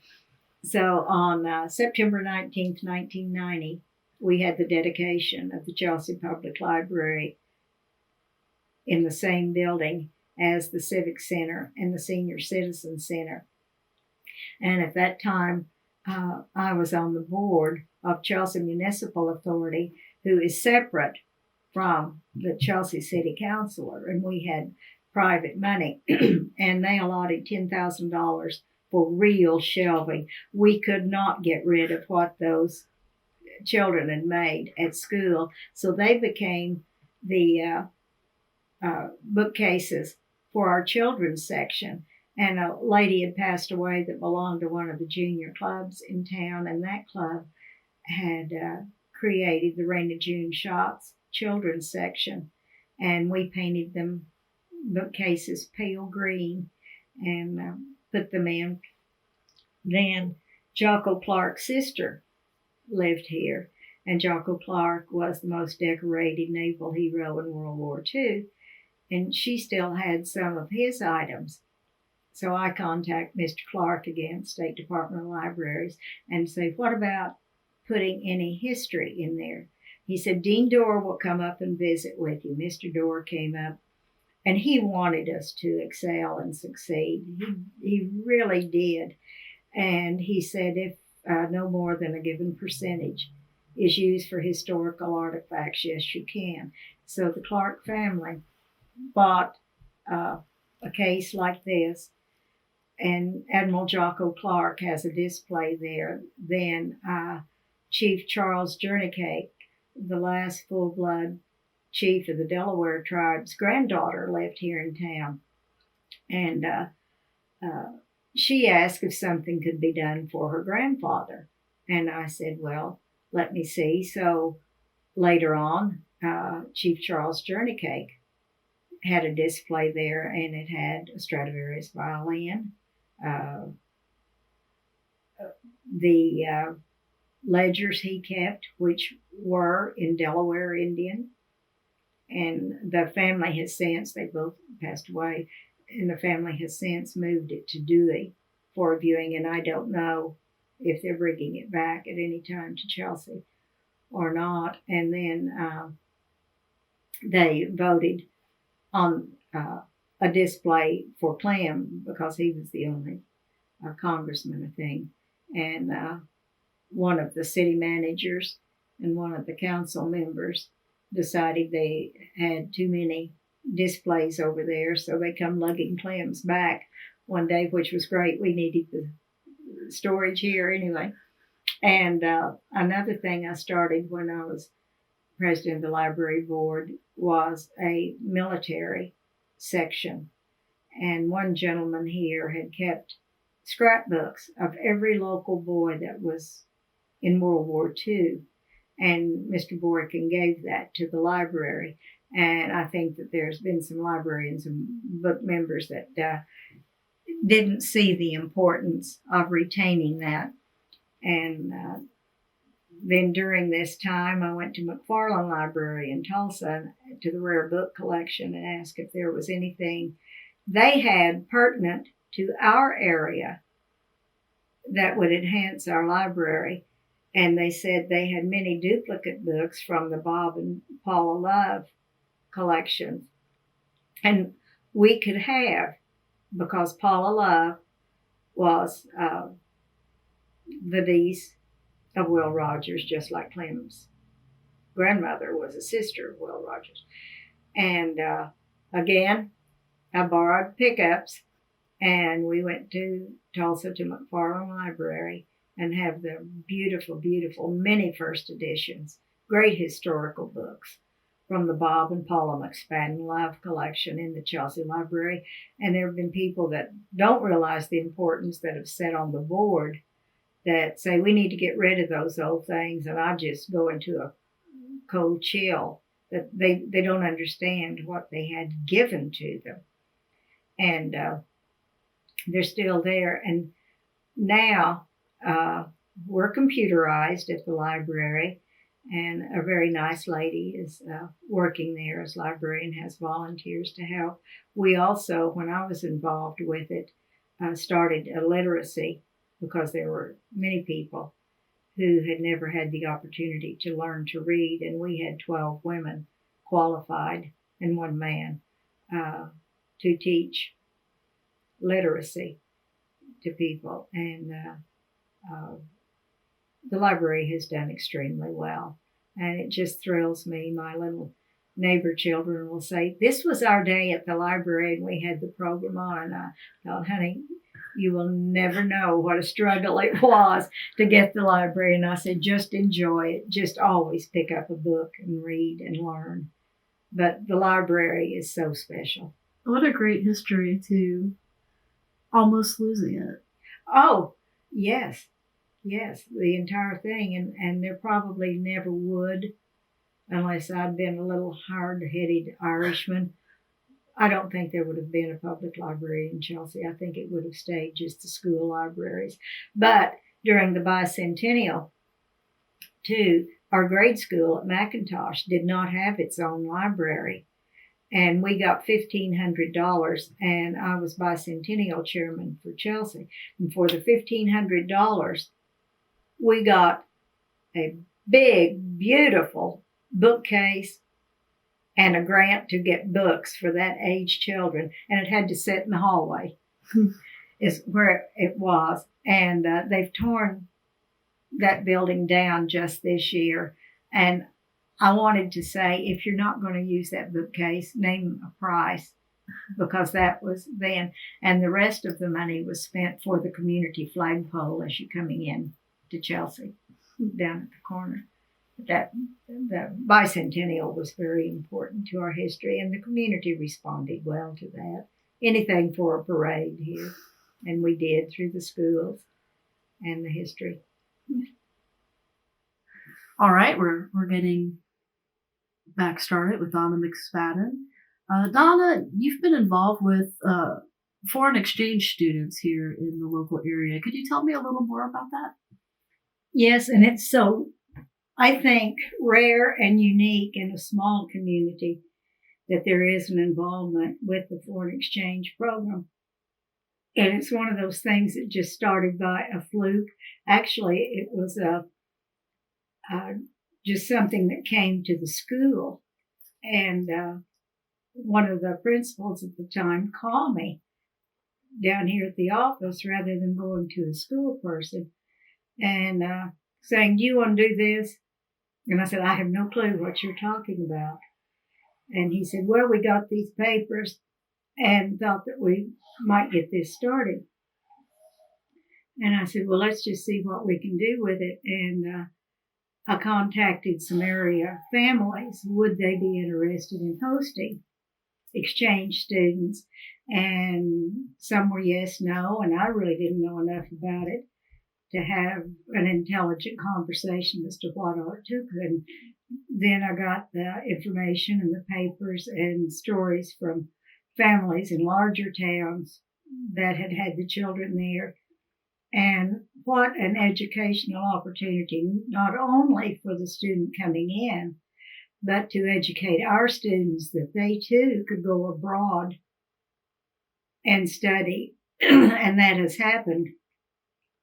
We were so blessed with our first two students when I did all the paperwork for them on it.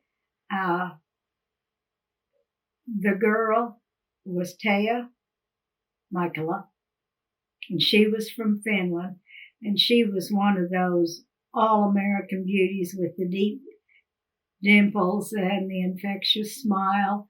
And the family she stayed with was out in the country, and the dad was a truck driver, cross-country truck driver, and the mother had a flower shop here in town.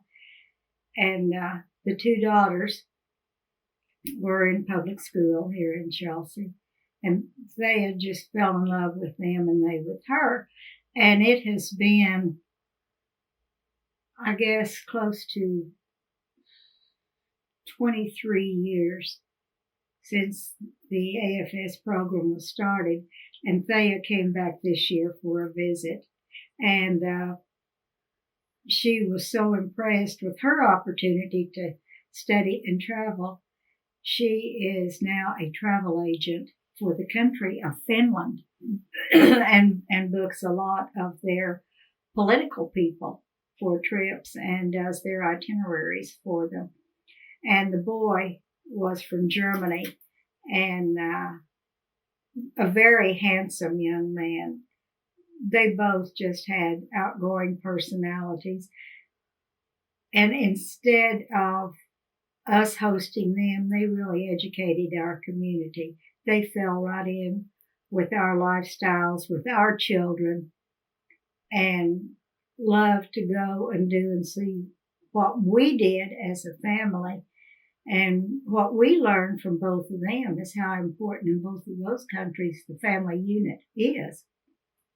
And they do stay in touch. And the boy has married, the girl didn't. And they stay in touch and had not met each other until they come to our little town. And there's been ongoing foreign exchange students. They've changed to another program that's more of a pay program now for them coming in, but they still get them. And some of the highest IQ students are from abroad in certain subjects, and the introduction of our sports intrigued them a lot. But they certainly accent our neighborhood and our community, and it was a delight to work on it. And then to be at the airport when they came into this country, and I can only imagine what their parents was thinking. And to me, it would be something like our young military people that are shipped to a foreign country, and there you are. So you better be adaptable. Mm-hmm. And they have been. We haven't gotten a bad one. What a great benefit for the community. Yes, it is. And the students. Yes, it is. Mm-hmm. It is.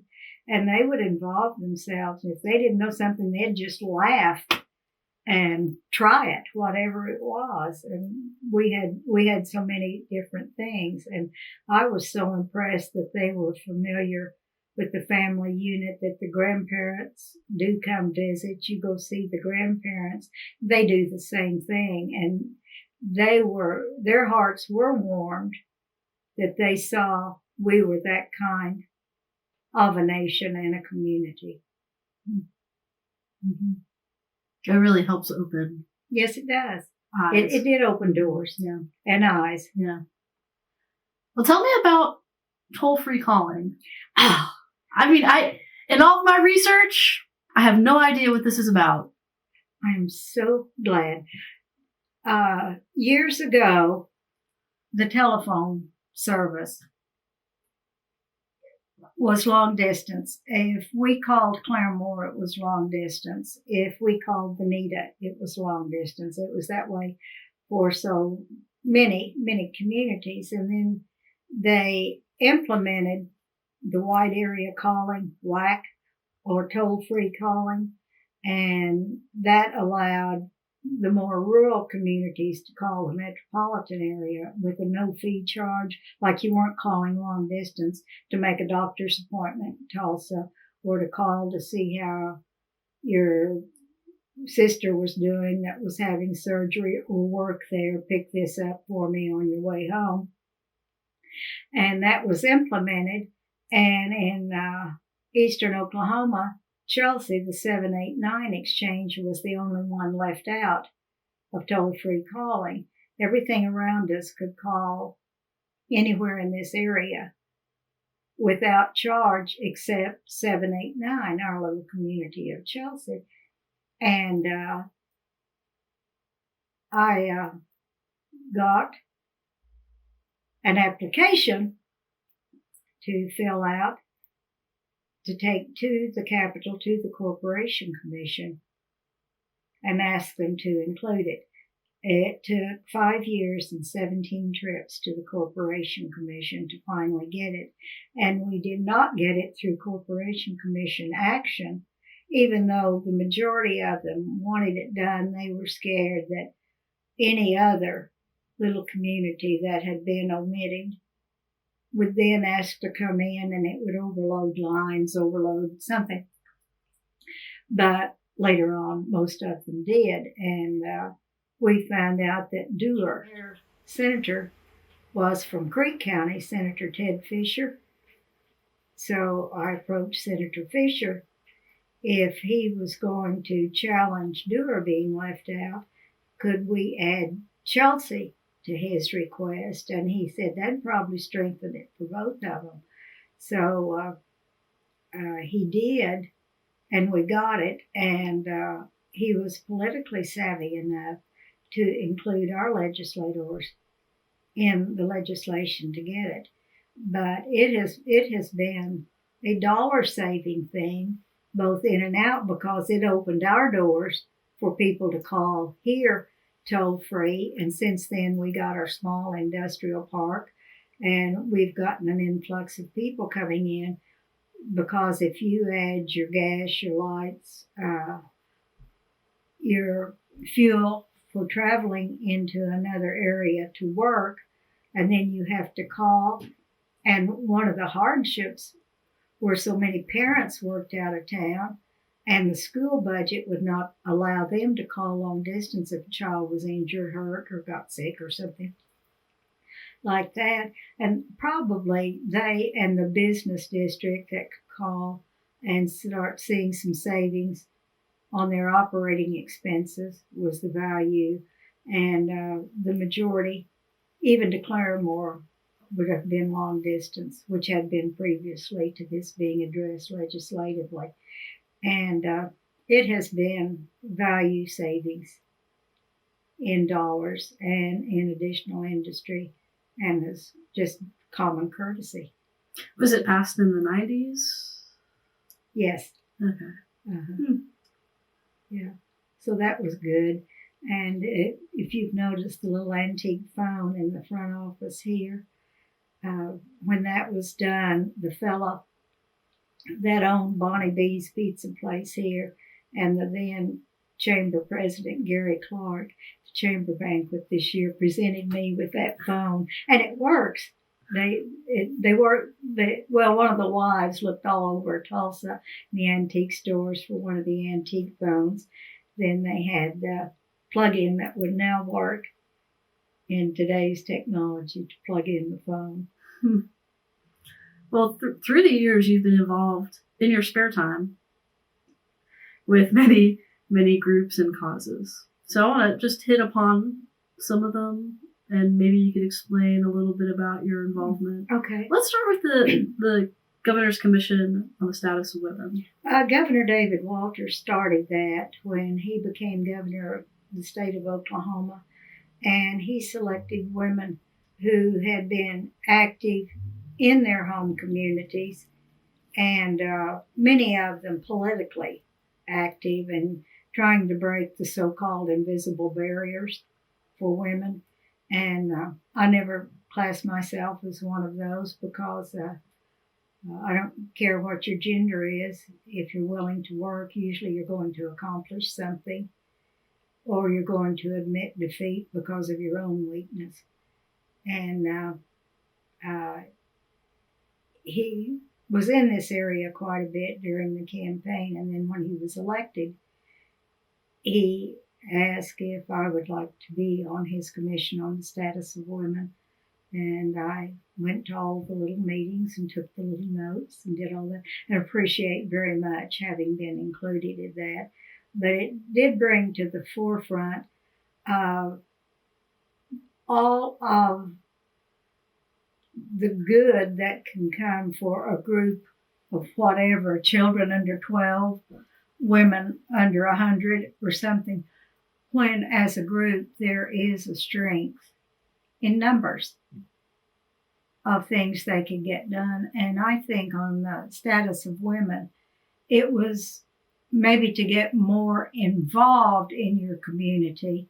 And if you call it being politically involved, then perhaps it is, but not to recognize just issues for women, but for things that the community, the state, the nation could profit by us all being on the same page and having a more positive influence. Mm-hmm. You've also been involved with the CASA board? Oh, yes. That was gratifying to serve on the CASA board, the court-appointed special advocates for children, because until you have the opportunity to give your time and sit on a board like that, one doesn't realize how many children are in situations that are threatening to them physically and psychologically. And by law, you don't take it in your own hands. You find ways to protect them and give them self-esteem, give them proper counseling.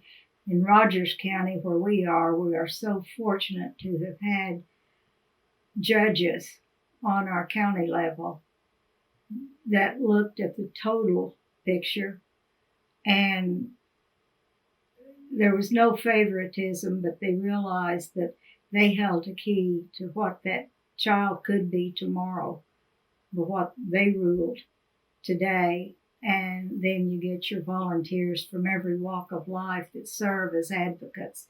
And I enjoyed that so much, and we have a great leader.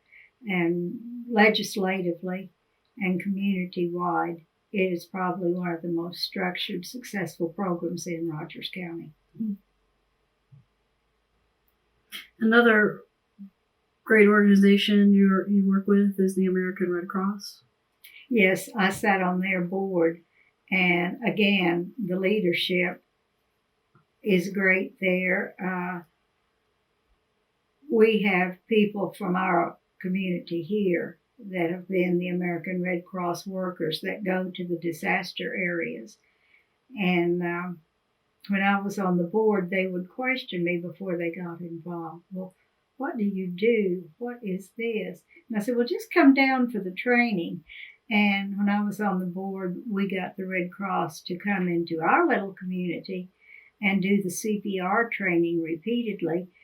And a group that just thrilled me that wanted to do this, and we have done the refresher courses there too as our local FFA group. And it's amazing how many of them years later have said they have used CPR either on a grandparent or on an accident victim or something until the EMTs got there. But the Red Cross is a good organization, and to see all the disasters and how they have to be on ready all the time was good. And we would have some good fundraisers and are fortunate to live where there's a response to the financial needs too. Mm-hmm.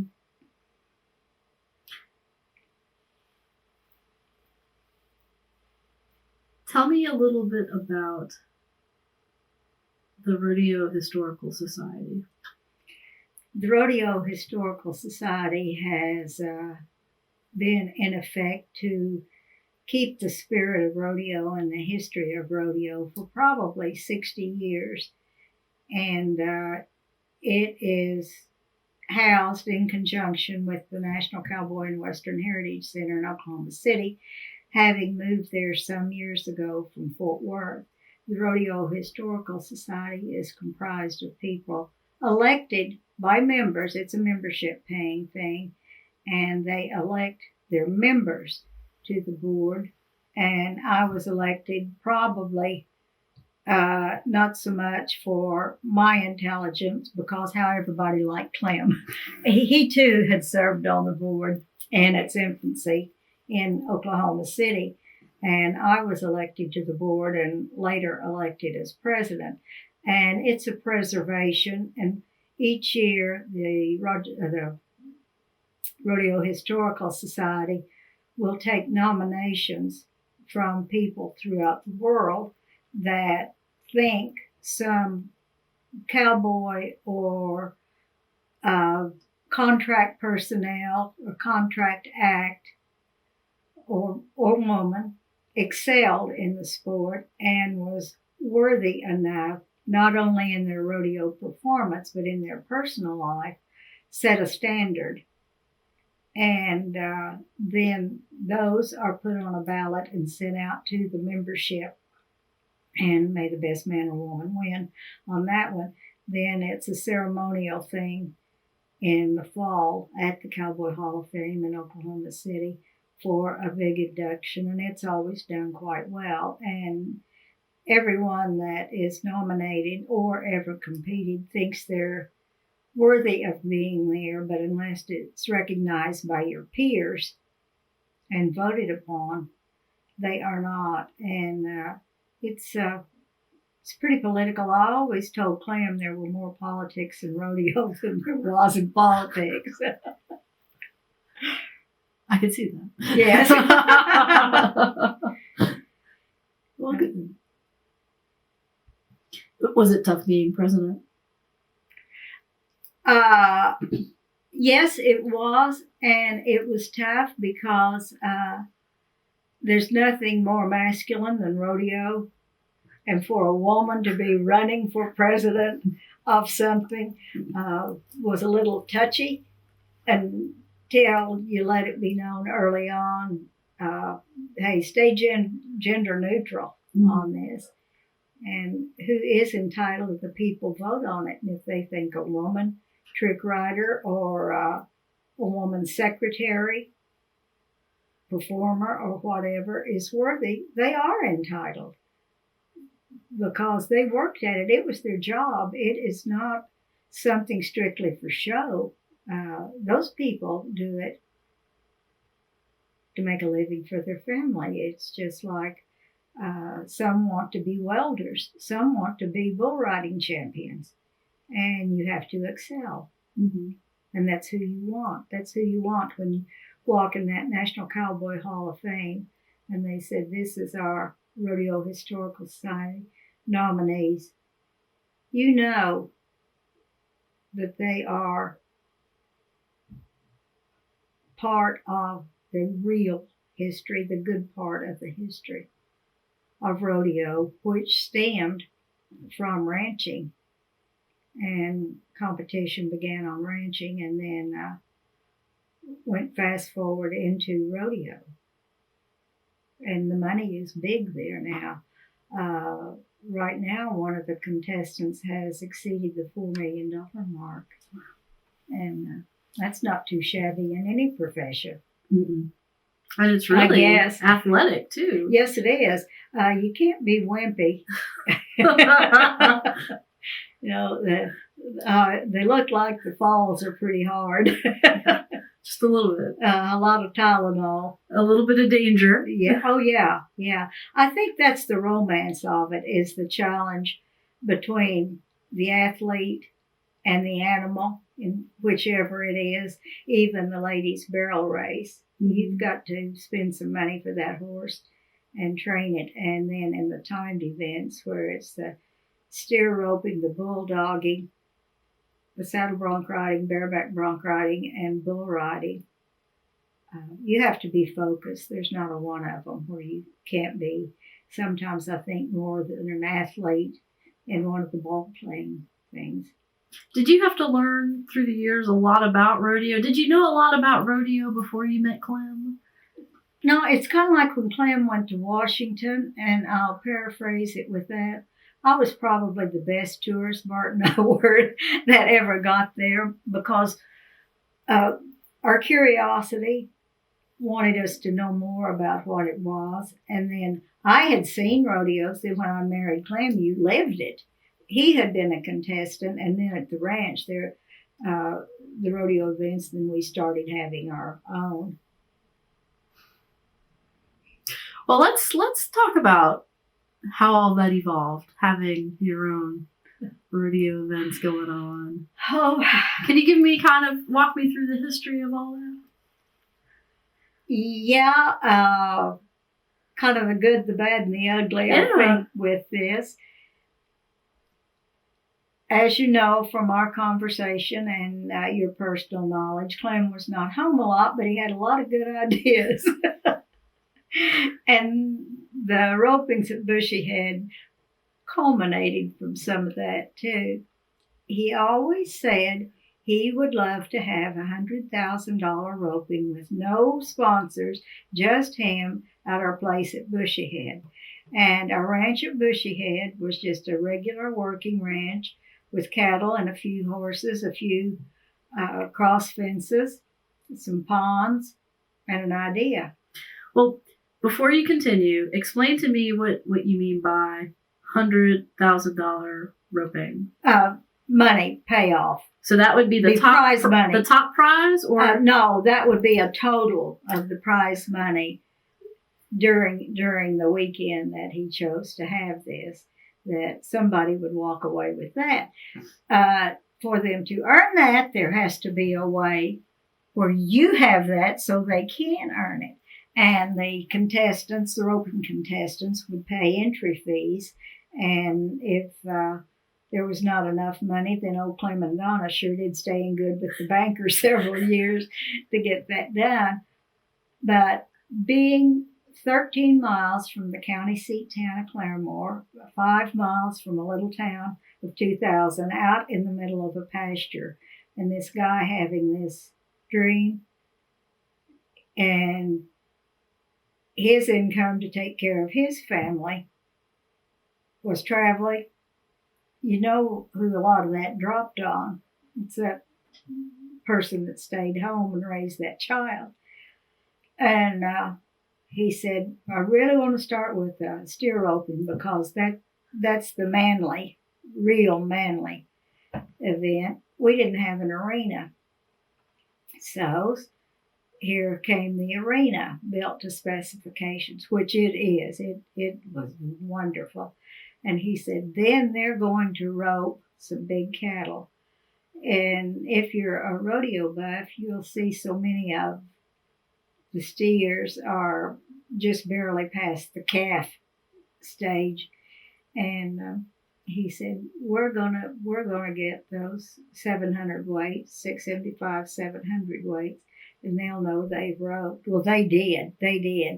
Every contestant loved it because it was, as I said earlier, a sport that evolved from the ranching industry when they did work cattle and still do on their ranches. But if they were going to be in competition, they wanted to be able to trip the best, rope the best, and win the money. Was it a challenge getting that weight? No. We had some, and then Clem knew enough cattlemen from Mexico to Florida that he would go down months and months in advance and would find someone that raised the steers that way, that he could bring them up and either buy or lease. And usually we bought them just to keep them and put a gain on and try to make a profit then at the market on them. But the contestants, the champions, came out in this pasture and off of the section line, and the families came, and a few would come from the local area that would fry up enough chicken for a small army, and you just kind of have your little family picnics and let the contestants be part of it.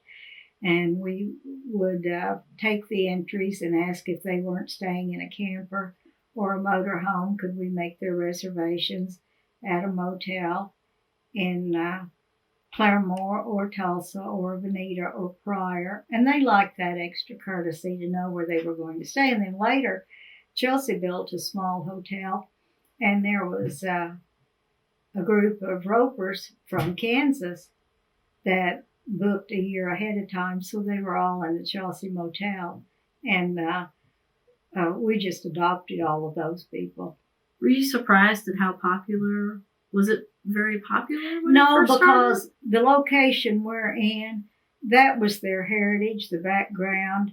90% of the people that came remember having seen this on a neighbor's ranch or their own ranch, or it was a competition, and it is one of professional rodeos competitions with steer roping. And it turned out real well. And I noticed during this that the wives were just sitting out in the sun and either had an umbrella or sat in the shade of their camper or motorhome from 9 o'clock in the morning till dark. And we did have concession stands, which was a blessing. And that was about the time that I was working so desperately to get the library in Chelsea and to figure out how to do the funding on that. And I asked Clem, I said, what about a good art show? And have a barbecue or nothing. And he said, you've lost your mind. You have lost your mind. He said, we got the roping, and to him, that was as good as it gets anywhere. And I said, well, let's just try it. Well, people aren't going to pay to come out here, but I said, if they know they're helping build a library, would they? He said, it doesn't matter to somebody in Okmulgee or Tulsa if Chelsea has a library or not. And I said, well, if there is a reason for them to come and we have quality artists, we got the quality artist. We got Jim Hamilton. We got Willard Stone, Helen Howerton, the Weeks out of Texas, just John Free from Pahuska. We had 24 artists, and we didn't have the fancy barns or anything. We had sheds, and I thought, how can I do this to make it appealing? Well, anything we do, we don't have enough chairs for it, so we use square bales. And we brought in square bales of hay, and the coal companies were mining and had a lot of those huge spools that they just discarded. We asked if we could have them. Then again, we call on our friends to go get your truck and tractor and trailer. And would you bring in a dozen of these? And they're as big as this table where we're sitting right now. And if Clem had a longing, it was to collect all of the Navajo rugs he could find in the world that we could afford. So we had enough Navajos, authentic Navajos, to use as table coverings for those spools. We got those clip-on electric lights that I think were like $2.99 a piece, and had them all over the sheds inside to kind of cut down on that single light bulb in the center of it. And had Sutphen's Barbecue in Tulsa, which I don't think's in business anymore, do a delightful barbecue dinner. People sat on the square bales. We had a bar. Then we had an auction of the art. Calvin Berry, a black gentleman who doesn't live too far from here, is one of the world's greatest wood carvers. And he has the most pleasing personality. We would get some entertainment that night. We had Pate McIntyre probably 4 or 5 times, because he also, with his dad, was a steer roper. And then we were one of the first that hired the Country Cousins, who were from the little town of Sequoia and finally changed their name and are very well known now. But they would play and the bar would be open and a couple of local guys would be in charge of that. We would have hundreds of people, a lot of people from Tulsa, people from Wichita, people from Texas.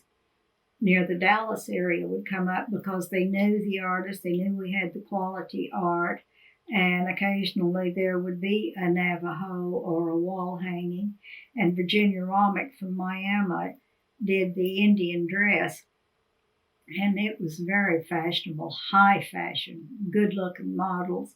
And she would let some of our ladies get involved in it, and we made enough money to pay for our part of the library through the art show, and then we gave several $1,000s to the Oklahoma Heart Association, as both Clem's dad and my dad had heart conditions, and we gave that in their honor.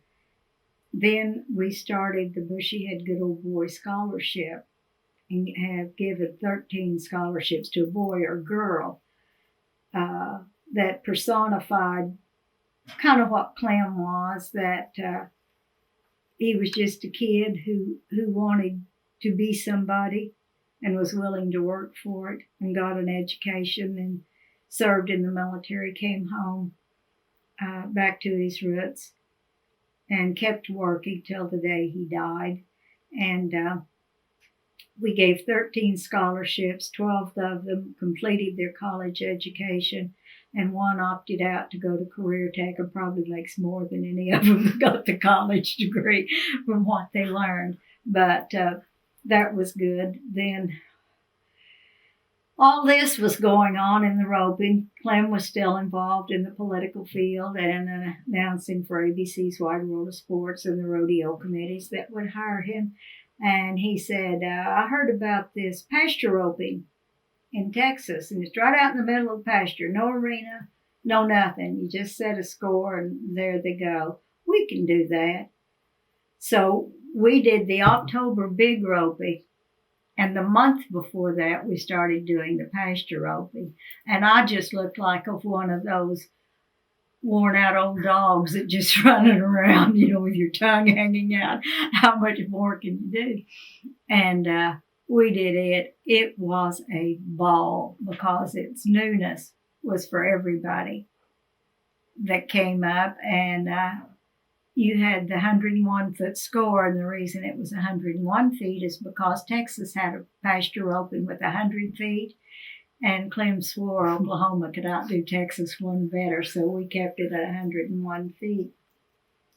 And the steers would go across the barrier, and here would come the team ropers. Not too far out from where they began was a pond.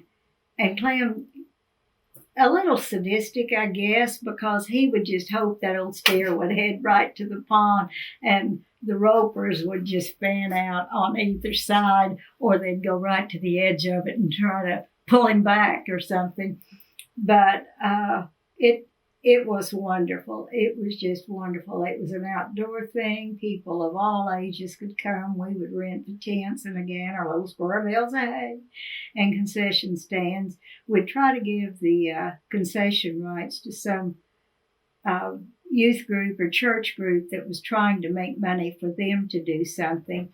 The last years we had a concession man that we just decided maybe we should get something out of it, and he would lease concession rights from us about the last 4 years.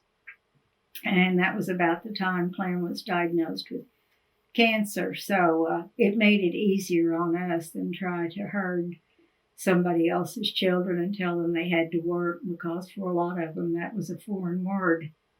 But the pasture roping to this day, and Clem's been gone 4 years, why don't you have another pasture roping? And I said, did you notice it said Clem's roping? Huh. But one thing, with Clem having passed away in July of 2008, and he knew that his time was getting close. And he had said in about May, promise me you'll go ahead with the roping this year, which was Labor Day weekend. And I said, Clem, I cannot promise that. I said, I can't. And he said, I'm not going to ask you to do anything because you know everything there is to do at the place and what we need. But said, I want you to go ahead and do it. It's just too good and they count on it. And I said, I can do that because I've already sent out the invitations to the ropers and the pasture barrel races. And Clem passed away in July, and in September on Labor Day, we had the pasture roping. And his dream was always to have 200 teams, and they could only enter once. We had 106 teams that year. And each year we would give a Bushyhead induction to the Hall of Fame to someone who had excelled in either roping or helping us or sponsorships or whatever for that. But that year, with Clem not here, Bart and I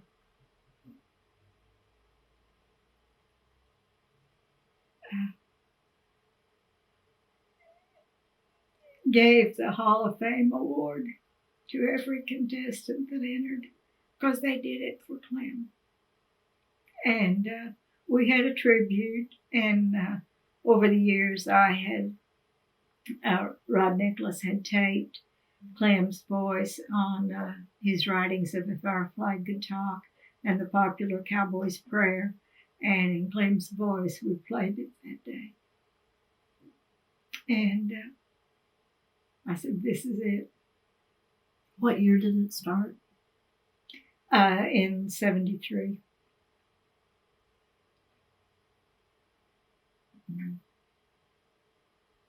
Yeah. But it ended well. Mm-hmm. And they keep saying, we'll help you do it again. And I said, no way. A couple of people tried it at different locations, and they've wanted to rent the arena and the pasture. But if I were going to do that, then I'd do the work and do something with the proceeds. There's so much that needs help. But I have no thoughts of that. So in a typical year going into the roping, what would some of your key duties be? My first key duties is to get the ropers there, is to send out the invitations, mail them out. How do you find them? Usually they will ask you, they will call, they've heard about it, we want to enter. Mm-hmm. And I'll say, okay, the entry fee is $300, $350 a person, and the payouts $40, $30, $20, $10. And do you want us to get you a motel? And it's such a challenge.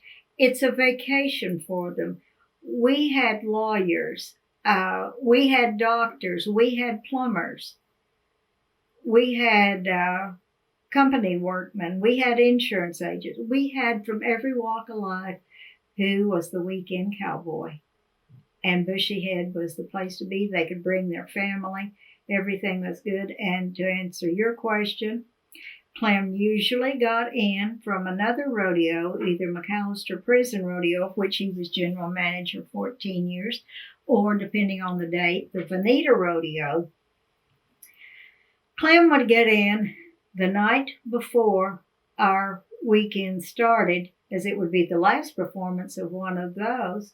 He'd be in by midnight, and his last words would say before he fell in bed, make sure I'm up in the morning time to be there by 10 o'clock for the introduction to ropers, and I would like a couple of cups of coffee, and I believe I could make it then.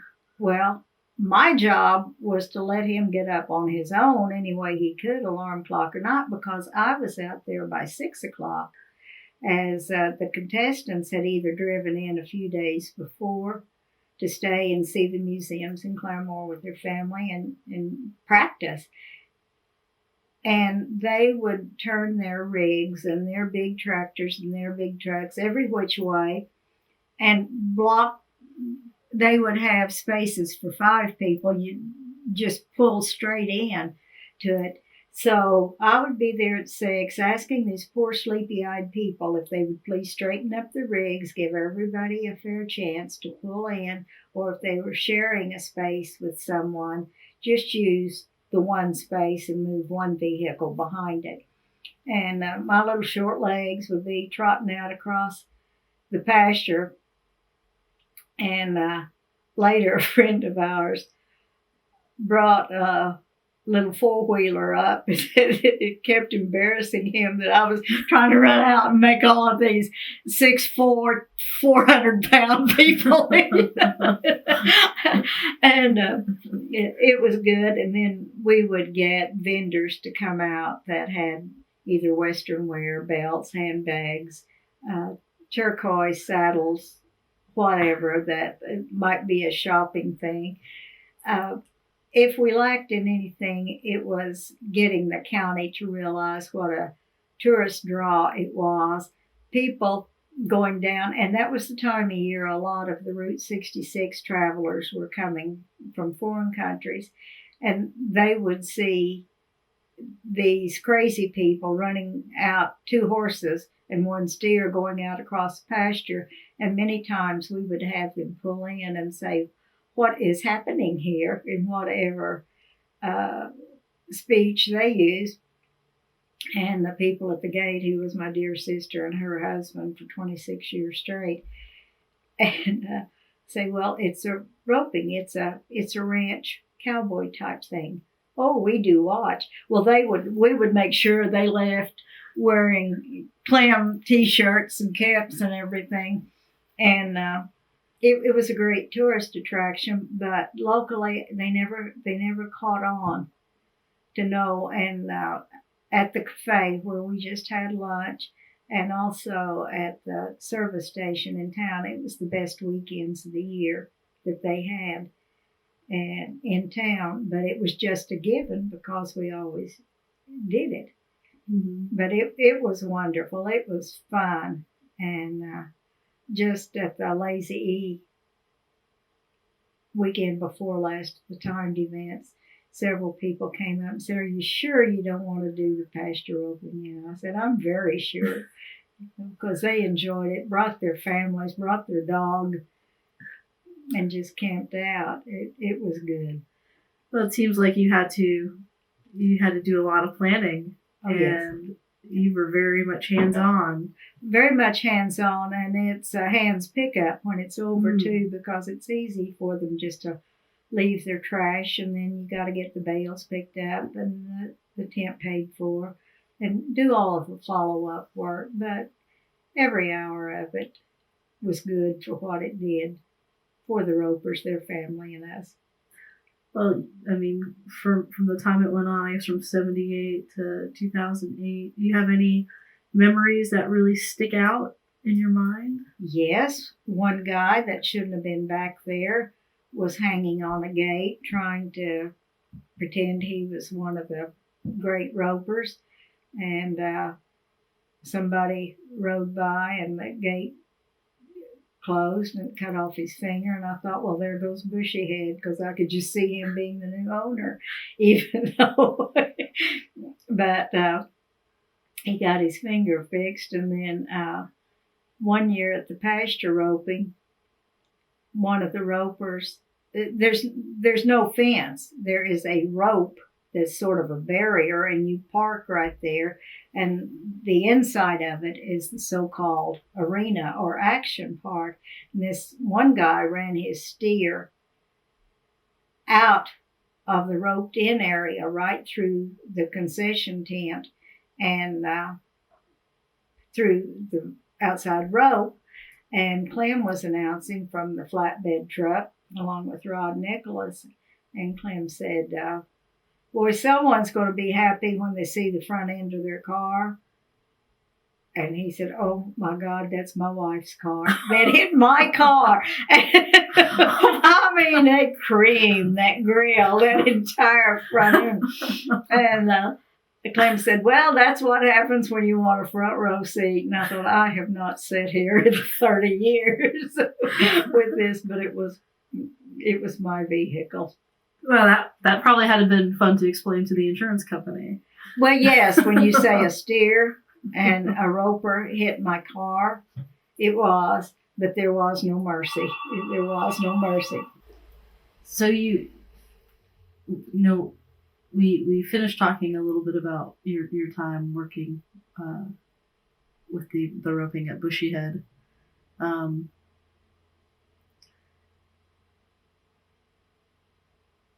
Were there any key ropers that really had an impact that you noticed? I think Roy Cooper did. He was a world champion cowboy in 1983, and he very seldom missed a Bushyhead roping in the big ropings. And the way that the ropings are set in other towns, you usually get through on a Saturday night, and Sunday could be a travel day for you. Well, our roping, the big roping, which was the October steer roping, was Saturday and Sunday and not over until Sunday night. And I know Roy would always try to fly in a light plane. Well, out at the pasture, there are high lines going every direction. And when you would see these little planes come in the pasture right past the arena with cattle in the arena, unless we knew in time to get them out, and a little plane come in and somebody rope a little plane take off because they were going to rope in Dallas that night at their rodeo, it got a little frightening. And we said, we'll just go to Tulsa and pick you up. Just call and tell us what time you'll be in. This is scary, and we don't want to have an accident out here.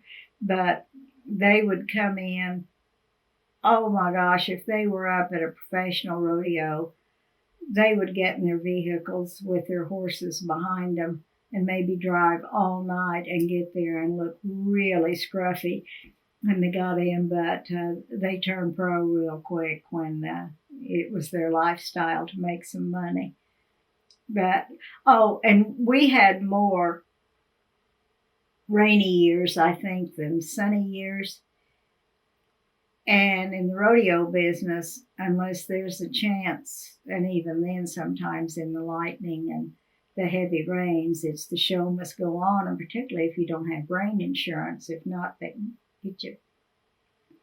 But one year at Bushyhead, it rained so hard, and Jimmy Cooper, who's one of the finest men ever, when he came out to rope the second go-round, he had taken his knife and cut his jeans off just above the knee and still had his boots on and just made a dive in the water like he was diving in a pool. He came up and got on his horse and went out and roped.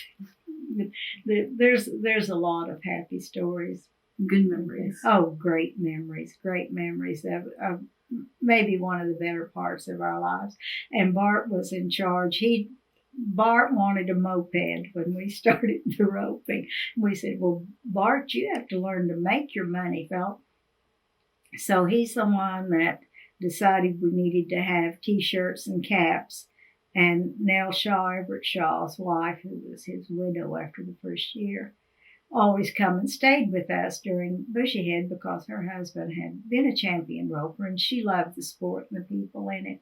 So she decided she would help Bart. And they would be counting T-shirts, and they would be counting how much they made about 4 times a day, which was never in the big profit column. But it was good to see him, and he did make enough to get him a moped to ride to school. Yeah. It was good, and he was a little worker. It was good. Well, what's happening on the land now? I have the ranch leased right now, except I still have some of the steers that were ours during the roping, and I go out and feed them. And the fella I have the ranch leased to now is just a nice guy, and his wife and daughter are very much into the cattle business too, and luckily they like the blacks as we always had. And he'll say, oh, your steers need this, your steers need that. And I'd say, no, I know, I just came from out there. And it's a good thing. It's a heartbreaking thing that you gave your life to the ranching industry. And with Clem gone, it just wasn't there for me anymore. Mm-hmm. Well, there's another group I want you to tell me a little bit about. Tell me a little bit about Hands. Hands is a very, very good organization. In 2003, a friend of mine was in the hospital in the morning. Her husband was to come get her. He didn't show up, and she called a neighbor to check on him, and they found him in their carport, and he had either had a stroke or a heart attack and was dead. He hadn't even been ill. And of course, I went down immediately because they were dear friends, and they were always helping us with the roping, and we'd see them through the year. And I went down, and all of her friends congregated there, and I stayed with her 8 days. And coming back, I thought, something's wrong with this picture. We could make this work better, because how many people are in her shoes that she might be sick and so alone? They had no children. And I thought, why couldn't we form some sort of an organization that we would take turns staying, because some people need more than the financial help or the bowl of stew. And I came up with the word hand, which is help a needy diva survive. And I called Sharon Shoulders and June Ivory, Sandy Schroeder in Las Vegas, Liz Kessler at Henrietta, Texas, and Nell Shaw. And I said, what do you think of this? Well, if you'll do the work, it's a good idea. And I said, I can do that, but we're gonna form an organization, and we will have officers, and everybody's gonna have responsibilities. Well, if you had known June Ivory, and you say, well, how many people are you going to have? At which we set the number at 50. By the time you were ready to call your conference call, she had already called about 60 people to be in it. We say, no, June, they've got to be rodeo related, not just because you like a friend or you want someone that can sew, do your alterations, be there. So we kind of got that toned down a little bit. And of course, Reba McIntyre is from a rodeo family, and I just called and said, would you like to be this? Well, sure, I would. And I said, okay, because her granddad was a roper, her dad was a roper, her brother's a roper. She and her sister were barrel racers, so they fit right in, and she's been a good member. Then our executive committee of Hands, which makes it sound like it was something really elegant when it's just 50 women with a common cause, we decided to meet in Santa Fe at one of our friends' bosses' guest house.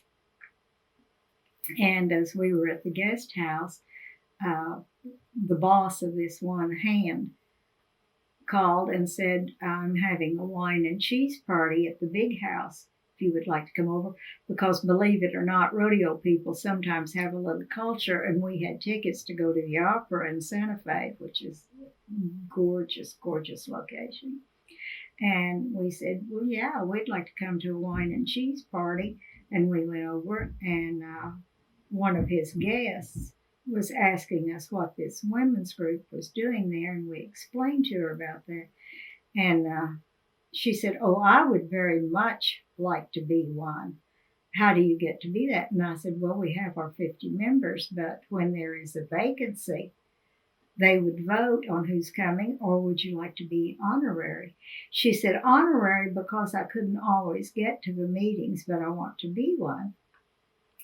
And I think the name of the lady that was there, who's that night sat right in front of us at the opera, was Supreme Court Justice Ruth Bader Ginsburg, and she is a Hands member. And this past Friday was her 80th birthday, so we all do the little I thought of you today cards and send them to our very own Supreme Court Justice, Ruth Bader Ginsburg.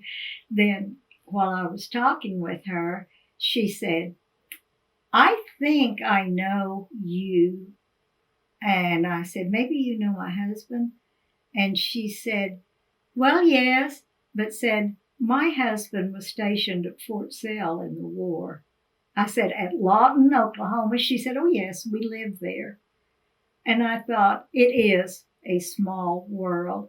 And when Sandra Day O'Connor left the Supreme Court, Justice Ginsburg sent me the neatest package and said, I thought you would like to read my remarks when our Texas neighbor, Sandra Day O'Connor, left the Supreme Court. And I treasure that. And we'll get little notes from her. She'll pay her dues just like everybody else. Well, that sounds like a really amazing group of women. Oh, it is. And everything we do is anonymously. And we will pay dues. But if there is a critical situation, then we will put in more. And we knew going in that sometimes a terminal illness or an accident could be quite expensive. But we were willing to do that because were the tables turned, it would be good to have it done for you. And there's a couple of instances. One, a former champion, really hit hard times. He'd never learned a trade. He depended on rodeo to carry him through life, and then he got crippled, and all he had were his trophies, his bronzes, and his buckles, and that was it. And he was living alone in a very dilapidated trailer house, and the roof was leaking. And someone called us about it, and we said, well, maybe we can help because we do have to limit what we do or everybody expects it. And one of our hands lives in California, and her brother just happened to know a builder in Oregon and told him the plight and asked for the price, and we said we can handle that. So through that connection, we got the roof and some other repairs made to the trailer home. Then some of the cowboys that had traveled with him learned about it through hands, and they took up a collection and got him food and clothes and everything. And the other every one of them has been meaningful to us because some have been deaths and we've helped with those expenses or sent the family a donation to help with their needs. But the niece of one of our hands had a disease, and the only place the child could get treatment was in Seattle. The father was just a day laborer other than his rodeoing, and he was never one of the major money winners. And they were just in tears. They had borrowed, they had lost their insurance and were losing their home. And Hans stepped in and said, we will pay for you to take your child to Seattle as many trips as she needs to go and pay for your lodging and meals while you're there. And we did that. And now the child is back in school and living a pretty normal life. And those are the things we do as and we do put God first in everything. And we meet once a year. All of us get together and have a good time and talk about what we should be doing, what we have done that maybe wasn't right to do, or did we favor someone too much? And no one has ever said we did because the recipient was helped, and it was a little bit of each of us that gave that helping hand to somebody. Do you have to plan those events? I do. Yeah. I figured. Yeah. I just wanted to double check. Yeah. They said it's your idea. You get to be president. We did have an election at that. But our officers, it's quite nice how we are so, I guess, diversified. This is my third 2-year term to be president. And the lady that's secretary treasurer lives in Mississippi. The first vice president lives in southern Oklahoma. The second vice president lives in California. And our parliamentarian lives in Texas. So we do have quite a bit of conference calling going on. And then at different events throughout the United States, if 5 or 6 of us are going to be there, we'll make sure that we're all together or get together and have a hands luncheon and kind of, really, we just kind of go over who might need our help that the public isn't aware of, or what we can do. And we don't do it for any show and tell thing. We do it from the heart. Right. I think that's great. It is. It's a wonderful thing. Well, tell me a little bit about the Delphian Review Club. The Delphian Review Club was started in Chelsea through the General Federation of Women's Club in 1919 as a study club. And they studied the books of the Bible and even had one of their traveling programs as the 8 prominent women of the Bible. And they traveled everywhere and did that. And in 1929, we were chartered by the GFWC, and then we were included not only in what the study club was doing, but in fine arts, in education, and foreign affairs, international affairs it's called now, and public affairs, and also in home life. So we have 20 women in our club and 10 honorary members who are honorary members due to health issues, but we still want to keep them there.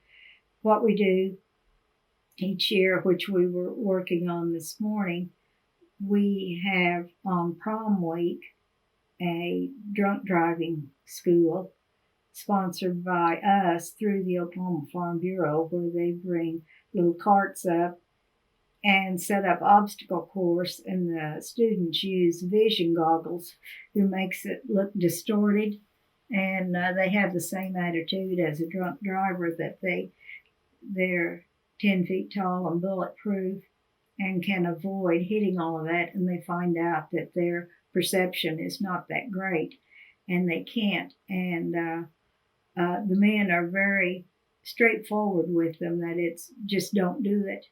Just don't do it, and don't lie to your folks that you're not going to.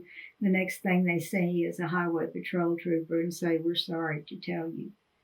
And we've done that for years and years.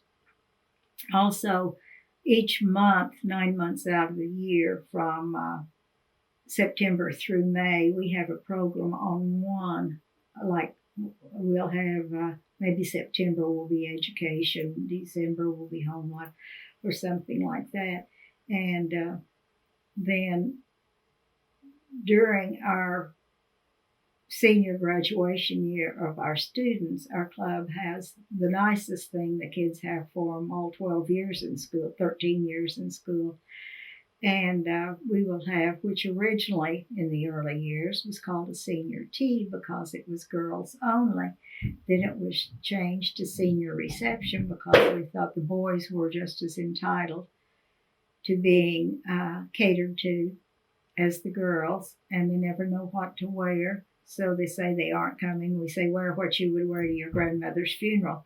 And usually we're pretty safe that they're dressed. And for 28 years, I did this in my home, our home, and got the speaker, and we have state figures, state officials, or had Joe McGee one year, who is the great author of faith fulfillment books, and it's funny too. Had Mike Thornbrew, who is one of the department heads at Quick Trip, which it's on my bucket list to take Quick Trip training before I die. I think they're fascinating. We have had Lieutenant Governor Jerry Askins, and then we had Lieutenant Governor Bob Kerr years ago, Drew Edmondson, Attorney General, Lindsay Miller, Miss Oklahoma. 2 years ago, we had Cord McCoy, the bull rider on Amazing Race.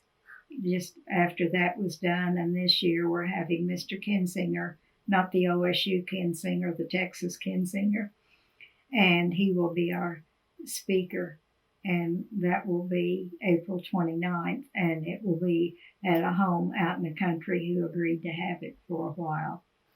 And believe it or not, they're non-Delphians, but they said they would help with it, so that's the bonus. But what we do, we also give scholarships in nursing, a nurse scholarship, and we support a Hobie student from the Chelsea schools to go to that, and it's the Hugh O'Brien Youth Leadership Conference, and we pay their way to stay for a week and learn leadership and then come back and apply it in the school, and they have to give a report to our club also. And our club will, as a group, do different projects, and we support CASA, the American Red Cross, our local police department, our local sheriff's department, and try to be the good citizen and maybe be a role model for other people that might have $10 to give or $10,000, that there's a place for it if it's allotted properly. And we couldn't ask for a better chief of police and police department to work with us on whatever we need to do than they do. And many of our women work full-time out of town. Some are retired, but we will get together during the year for lunches or dinners, or go to the theater, go to the Performing Arts Center, and do something to maybe enhance and improve our personal beings as well as our community. I'm going to switch off that light in there because it's flickering on me. Did you think you were going to sleep? No, it's something you see out of the corner out of your eye. And I saw you glance up there. Yeah, it's been driving me bonkers. Okay. Uh-huh. I feel better now. I'm like, is Karen taking photos out there? I don't think she is. I have the camera in here, so it can't be Karen. I think that's the one. You want to take photos? Okay. Well, let's talk a little bit about your work with the J.M. Davis Commission. Okay, the J.M. Davis Gun Commission is in Claremore, and it is there because J.M. Davis himself moved to Oklahoma from Arkansas, and his dad or uncle had given him a sawed-off shotgun, and he just fell in love with guns per se, and he accumulated more guns than anyone in the world in a private collection. And he housed them in the hotel in Claremore, and they were in the lobby, they were on the wall, they were going up the stairs of the hotel, they were in the rooms of the hotel. And he decided that perhaps he should do something with them, and he offered to give them to the state. Well, the young senator who did the act to make that happen was Clem. And Governor Bellman was talked with, and it's kind of a neat story. Governor Bellman had one of his attachés, Wayne Rowley from Claremore, and they had been to a meeting in northeast Oklahoma somewhere. And Clem said, well, when you're up so-and-so, stop back by the house. We lived out in the country at that time. And we'll talk about this J.M. Davis thing. So Governor Bellman, himself a rural man, and Wayne Rowley came out by our place at Bushyhead, and they shook hands, and the governor said, we're going to meet with Mr. Davis in Claremore and tell him that we've agreed on this. And the governor said, Clem, do you want to write the bill? And Clem said, no, I think your staff should, because you're going to meet with Mr. Davis too, but I'll carry the bill, the resolution. Well, it was an act, not a resolution. And he stopped and talked to Mr. Davis, and they shook hands. That is how the state got the J.M. Davis gun collection, and they were looking for a site to put the building on. And Mr. Davis said, no, I own that little piece of land right behind the hotel, and it's big enough for what we want, and that's where it is today. Then the existing board submitted names of people that they would like on their board. And gosh, this was 35 years after it came into being. And my name was submitted, and I was confirmed by the Senate. And got to sit on there as a commissioner, and then by the commission was elected chairman of the commission, which was great. It's more than guns. I think maybe on their advertising it should say guns and more, or more than guns, because there are branding irons from Oklahoma ranches. There are beer steins from around the world. It was a collection. Right now, Larry Larkin has an authentic collection of movie posters. There is one room that has nothing but the growth of Claremore and surrounding area. And there's a nice gift shop, a library there on guns and ammunition and things like that. And it is a beautiful, beautiful thing right on 66, between Highway 66 and Lane Riggs Boulevard. But it's a very good thing and quite the draw. It's comparable in tourist attractions to the Will Rogers Memorial, which is also in Claremore.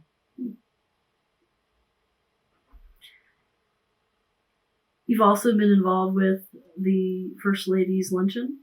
Yes, that was in Washington, D.C. when Clem was in Congress and Richard Nixon was president, and Pat Nixon was First Lady. And it was quite an honor to be called to ask if I would serve on the First Ladies Committee. And I was just a scared person from Oklahoma going in there. And she was very, very gracious. And all the other congressional wives were the guests of honors, and the wives of the head of the embassies that were stationed there at the time, and the appointees of the president. And it was pretty heady for a person from Chelsea, but it was also a very comfortable thing. And you got to go also into the president's quarters of the White House, their living quarters, and see it. And as elegant as it was also confining. Know every move that you had to be watched, and that we live in a country where that's necessary and getting more so. But they were very open in sharing it. And it was just an absolute wonderful thing. And with all the things that happened to President Nixon, I belong to the Congressional Wives Club, and we met once a month at our Congressional Wives building in Washington. And the First Lady usually was there. And the nice thing about the Congressional Wives Club, they still adhered to the old adage that you roll the bandages for the military. So that we would spend part of our time doing that, part of our time talking about trips that they were taking, and mine were always back to Oklahoma. And right after President Nixon had been charged, Mrs. Nixon was there, and I walked up to her and I said, Mrs. Nixon, I'm so sorry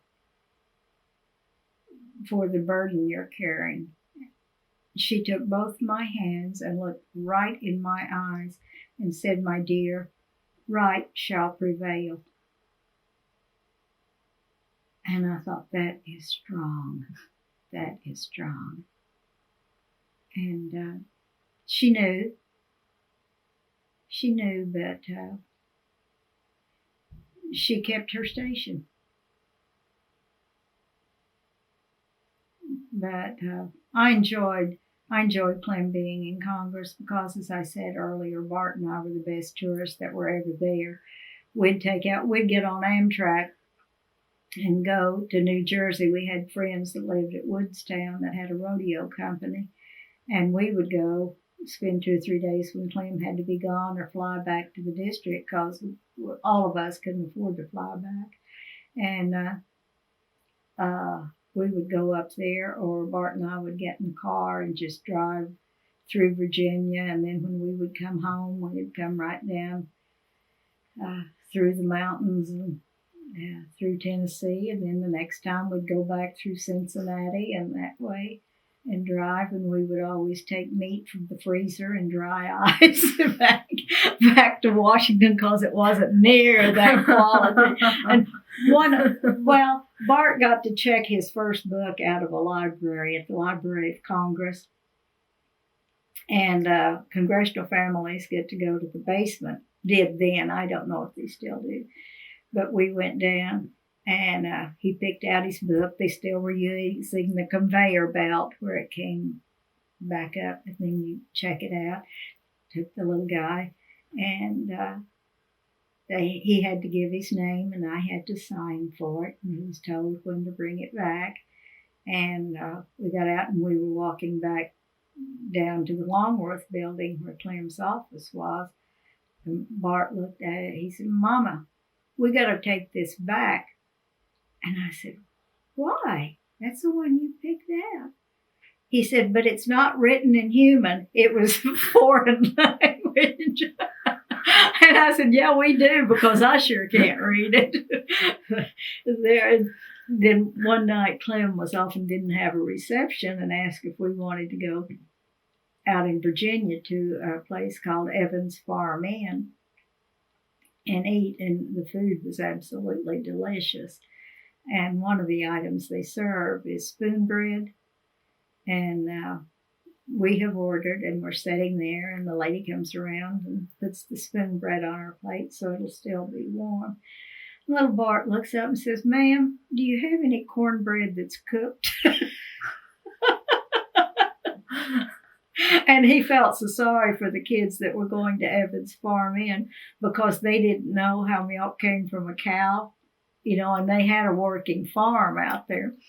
And Bart just thought it was really pitiful that they thought it was made in a carton, that not from a dairy or a milk cow.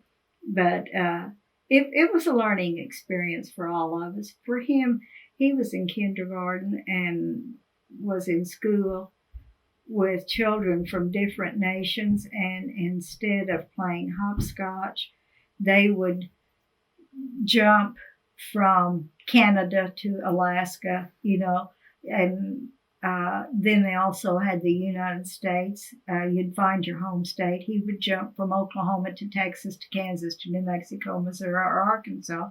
And that way, by the time he was in school, he knew the states because, this little kid, "No, I'm from Turkey, so you jump over here on that sidewalk and you go visit your little friend in Turkey." Mm-hmm. And it was wonderful. And with their Play-Doh and their little arts classes, and instead of making little Santa Claus figurines with wads of Play-Doh, they were building mosques and chapels and Big Ben. Mm-hmm. And it was great public education. Did you live in D.C. or Virginia? No.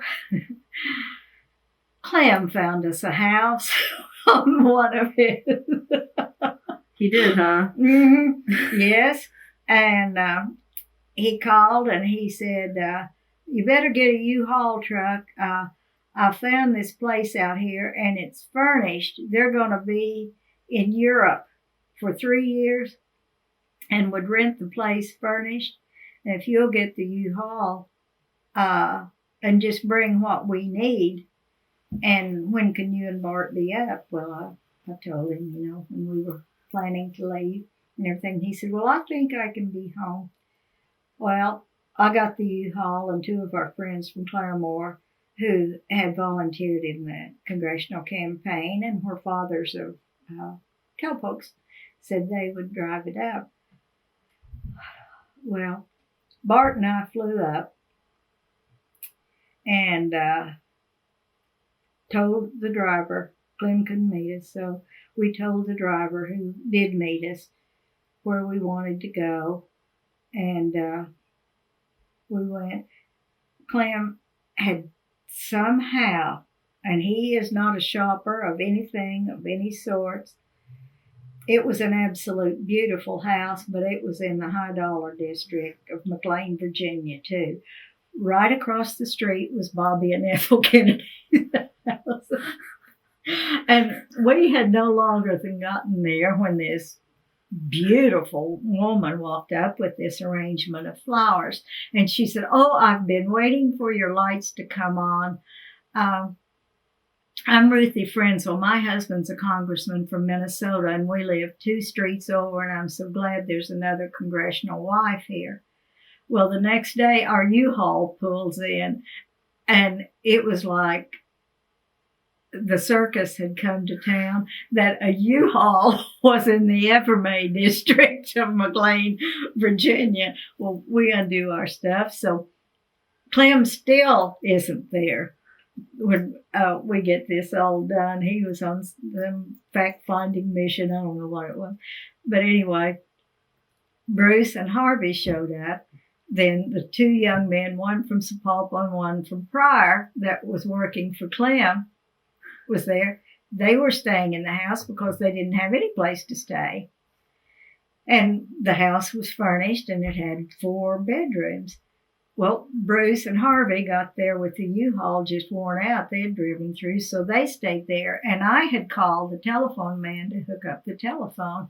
And he said to, I think, Don Duncan, would you sign here? And he said, no, I don't live here.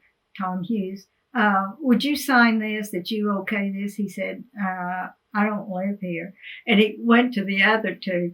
And the telephone guy said, would someone tell me what's going on in this house? And I said, well, it's my husband we're all waiting on. But we laugh about that in this really ritzy area. But the neighbors were wonderful there. They were good. The U-Haul was a little out of place. They'll get over it. Oh, well, yeah. We're from Oklahoma. It's okay. That's right. It's all right. Yeah, we've paid our dues. People use U-Hauls all the time now. Come on. That's right.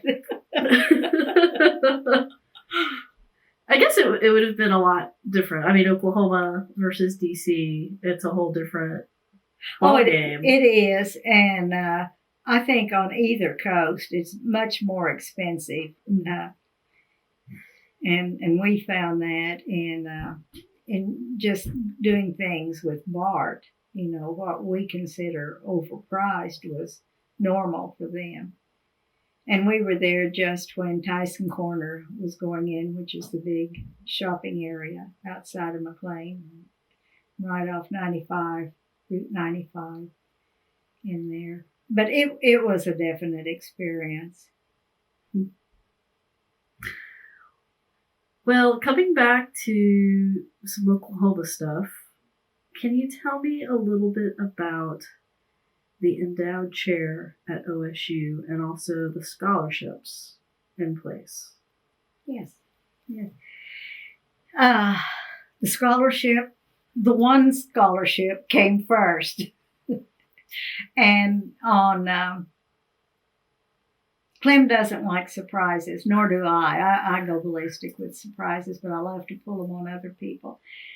And on Clem's 80th birthday, I asked if he would be home on a certain weekend, and he said, I think so. And I said, well, I serve on this board, the American Red Cross, and we need to have a fundraiser. We're out of money, and they asked me to ask you if you would MC it, and it'll be at the Expo Center. He said, sure, I will. I'd like to do that. And I said, okay. Well, there was no auction, and there was no thing. We were planning him a birthday party, and he wouldn't let me have it if he knew that. And Beverly, the girl that was in here, was with me on it, and my sister. And we did rent the Expo Center. And I went back through all of his history and got names of rodeos and locations where he had announced. And then I got a pair of boots or a hat and had little holders made for the hats, and then put the name of the rodeo on the centerpiece of the table, like Dodge City or Claremore or Hobbs, New Mexico, Calgary, Philadelphia in '76 for the Bicentennial Rodeo, and had the tables all set that way. And I had hired a band and invited all of his political and rodeo friends to come. We had a huge crowd. Then I contacted the Clementines and asked if they would wear their Clementine outfit, and none of us could still get in our Clementine outfits from there. So we just did the red, white, and blue with our bandanas and had that and set it up exactly like we did every campaign thing we had for them. And Clem and I went down and we walked in, and here were the Clementines at this front desk. And he looked up, well, howdy, girls. And then he looked around, what have you done? And I just stepped out of the way, and the band started playing Happy Birthday.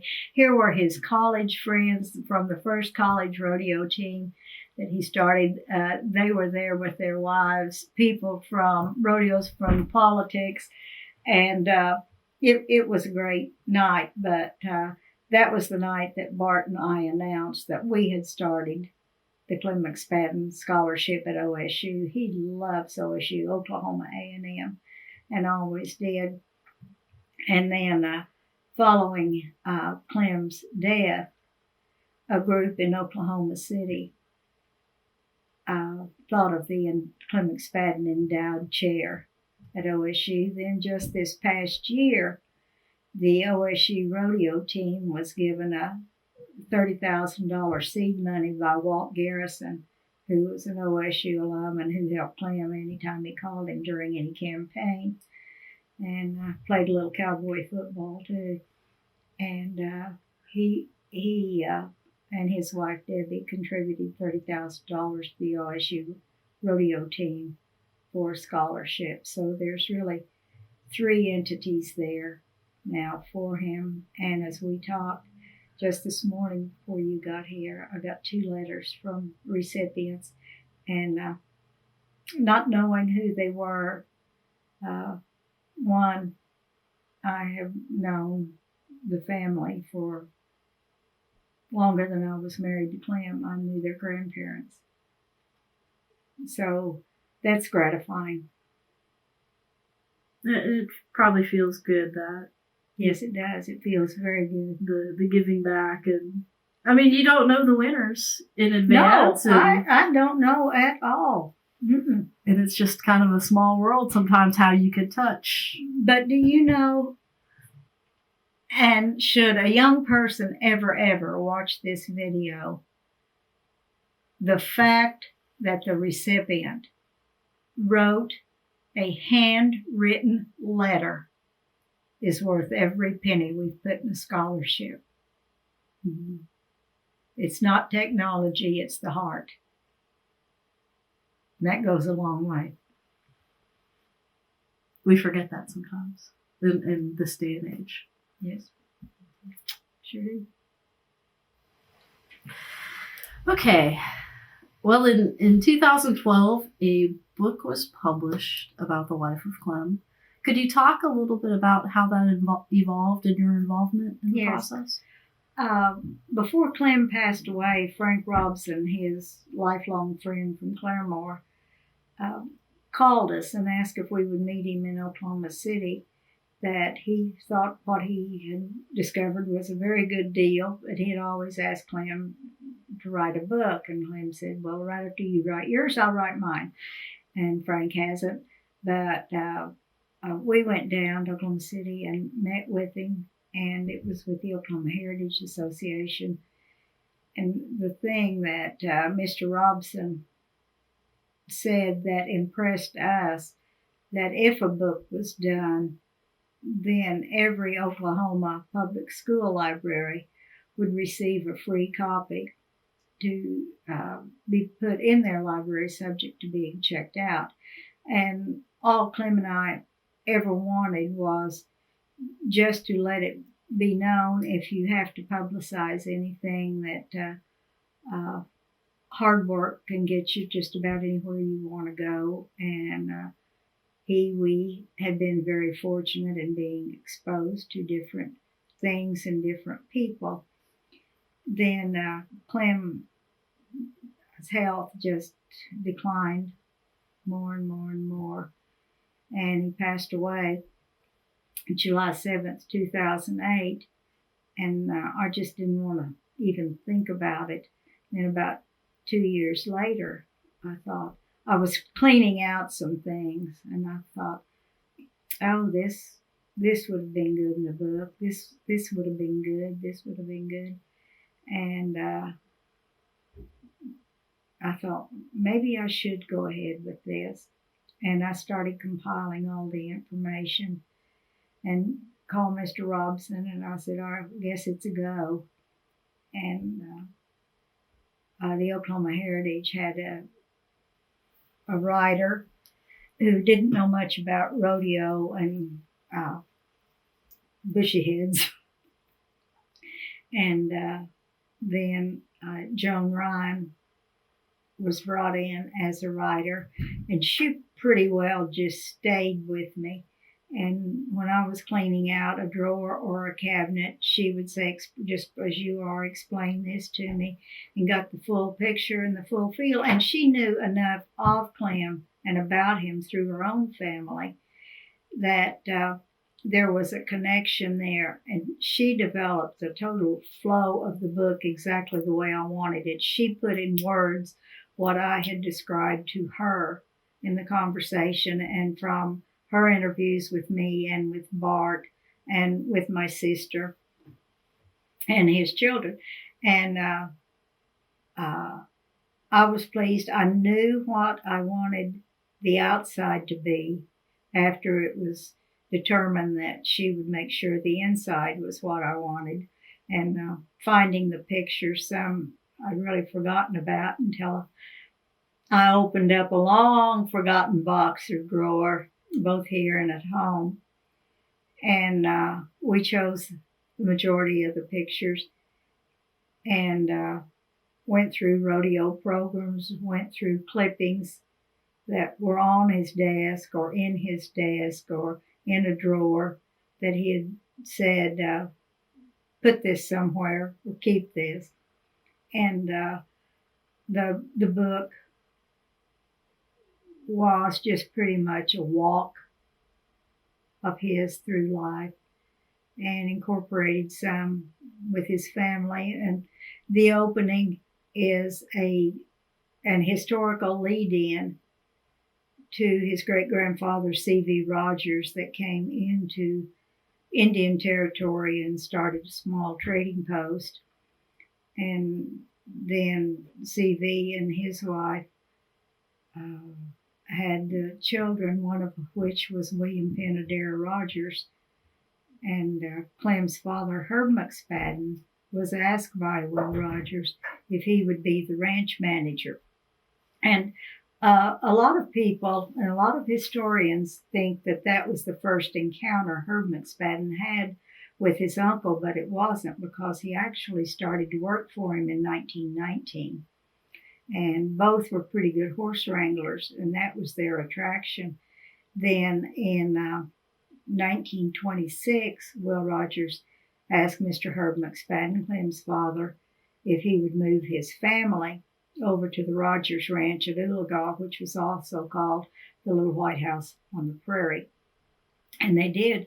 So from the time Clem was 15 months old till we got married, or the interim of his first marriage and him being in service in college, he had lived nowhere but at the Will Rogers Ranch. And there were very few children around there. And Clem was thrown in with the adult men. And I think that's where he developed his love for cattle and knowing cattle quite well, and himself roping, bulldogging, riding, being competitive, and so forth. But the book is not a biography as such. It's almost a tribute to, as our pastor said in his service, to a life well lived. And Clem enjoyed life. He really enjoyed life. He enjoyed people. He wanted to listen to them. He wanted to talk with them and share with them. Had a deep affection for young people. He truly wanted to leave the place a little better than he found it, in whatever realm he was at the time. And he wanted his children to know God first, family and friends. How did you come up with the title? It really wasn't hard. What was the hard part was to let it go to be the title of a book. We had been so broke in the cow business. We had been so broke, and Clem not accepting donations, certain donations, in a political race. And every time I might be crying my eyes out about something, about what had gone wrong, or something we had dreamed of so dearly not becoming a reality. And every time Clem, being the most positive person in the world, would pat me and say, "Hon, spring will come," which in rancher cowboy vernacular mean that the grass is going to get green and everything will be all right. That's a good title. It's a very good title.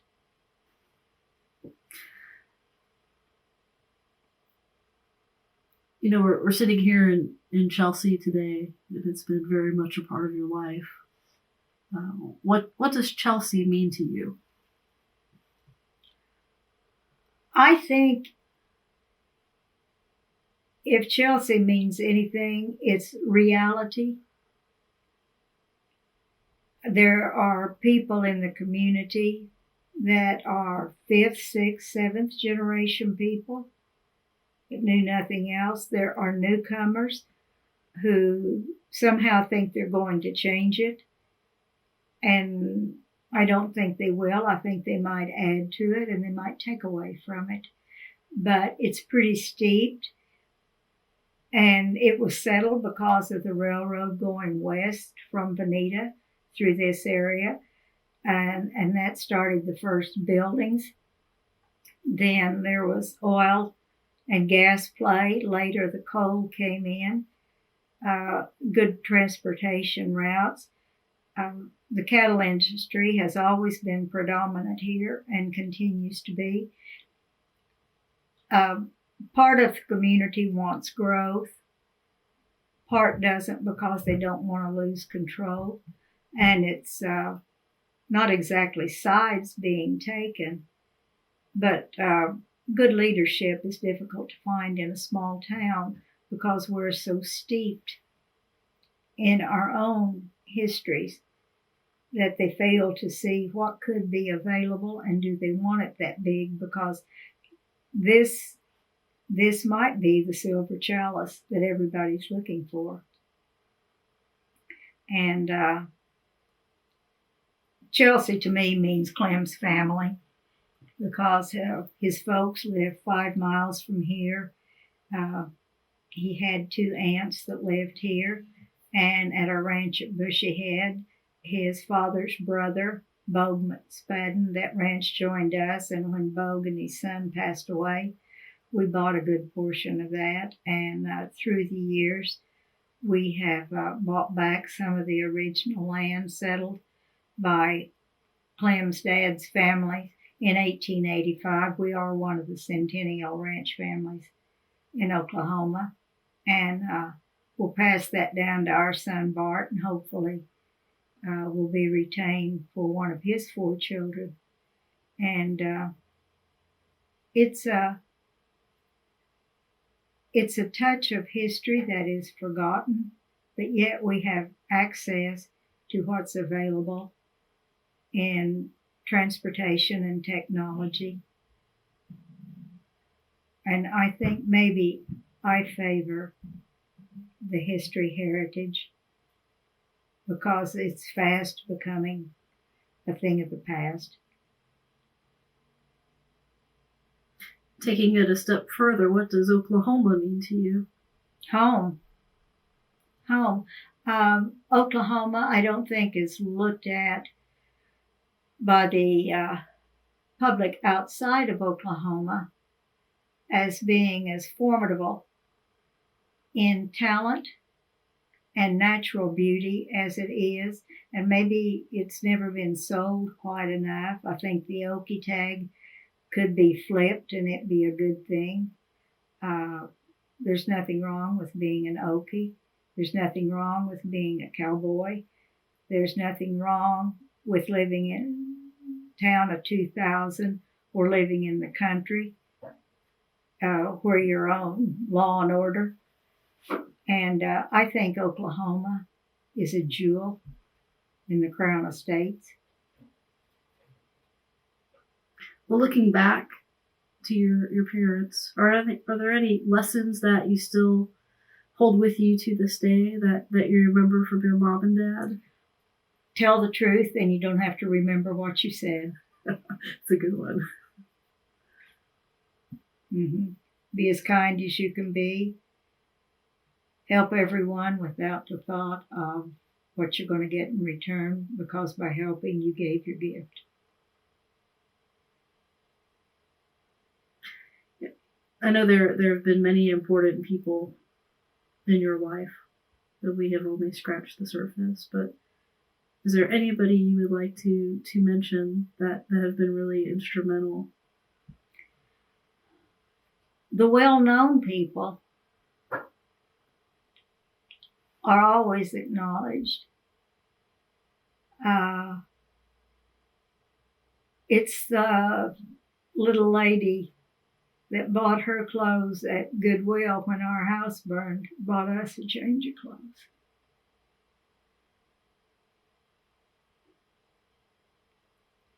And that was a touch of Chelsea.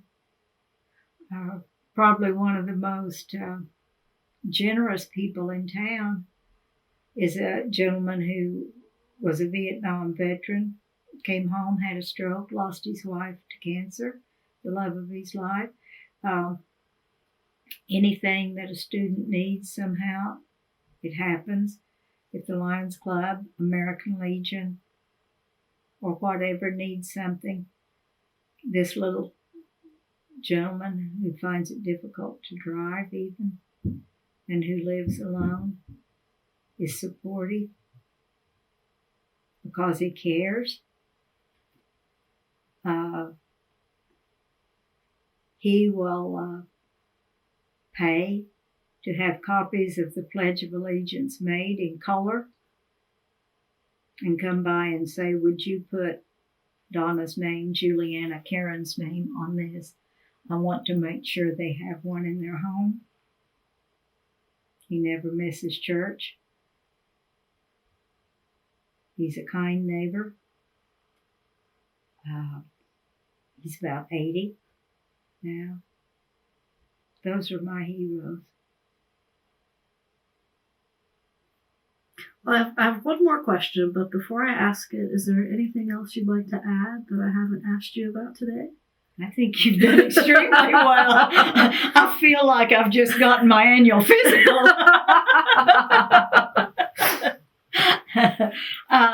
Oh, I have been so blessed. I have been so blessed in my life. Bart is good to me. He takes time for me. His children thinks I'm just wonderful. His wife thinks I'm wonderful next to her own mother.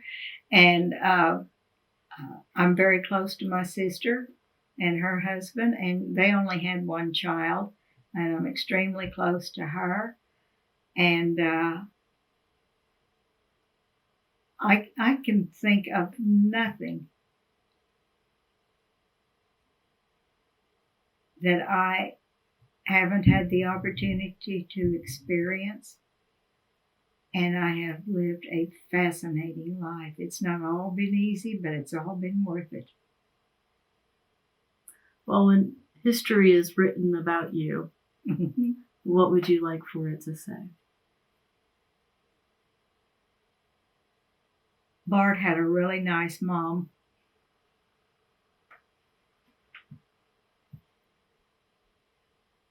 Well, I think that's a good way to end. Okay. Thank you so much for joining us today. Oh, my pleasure. You guys are delightful.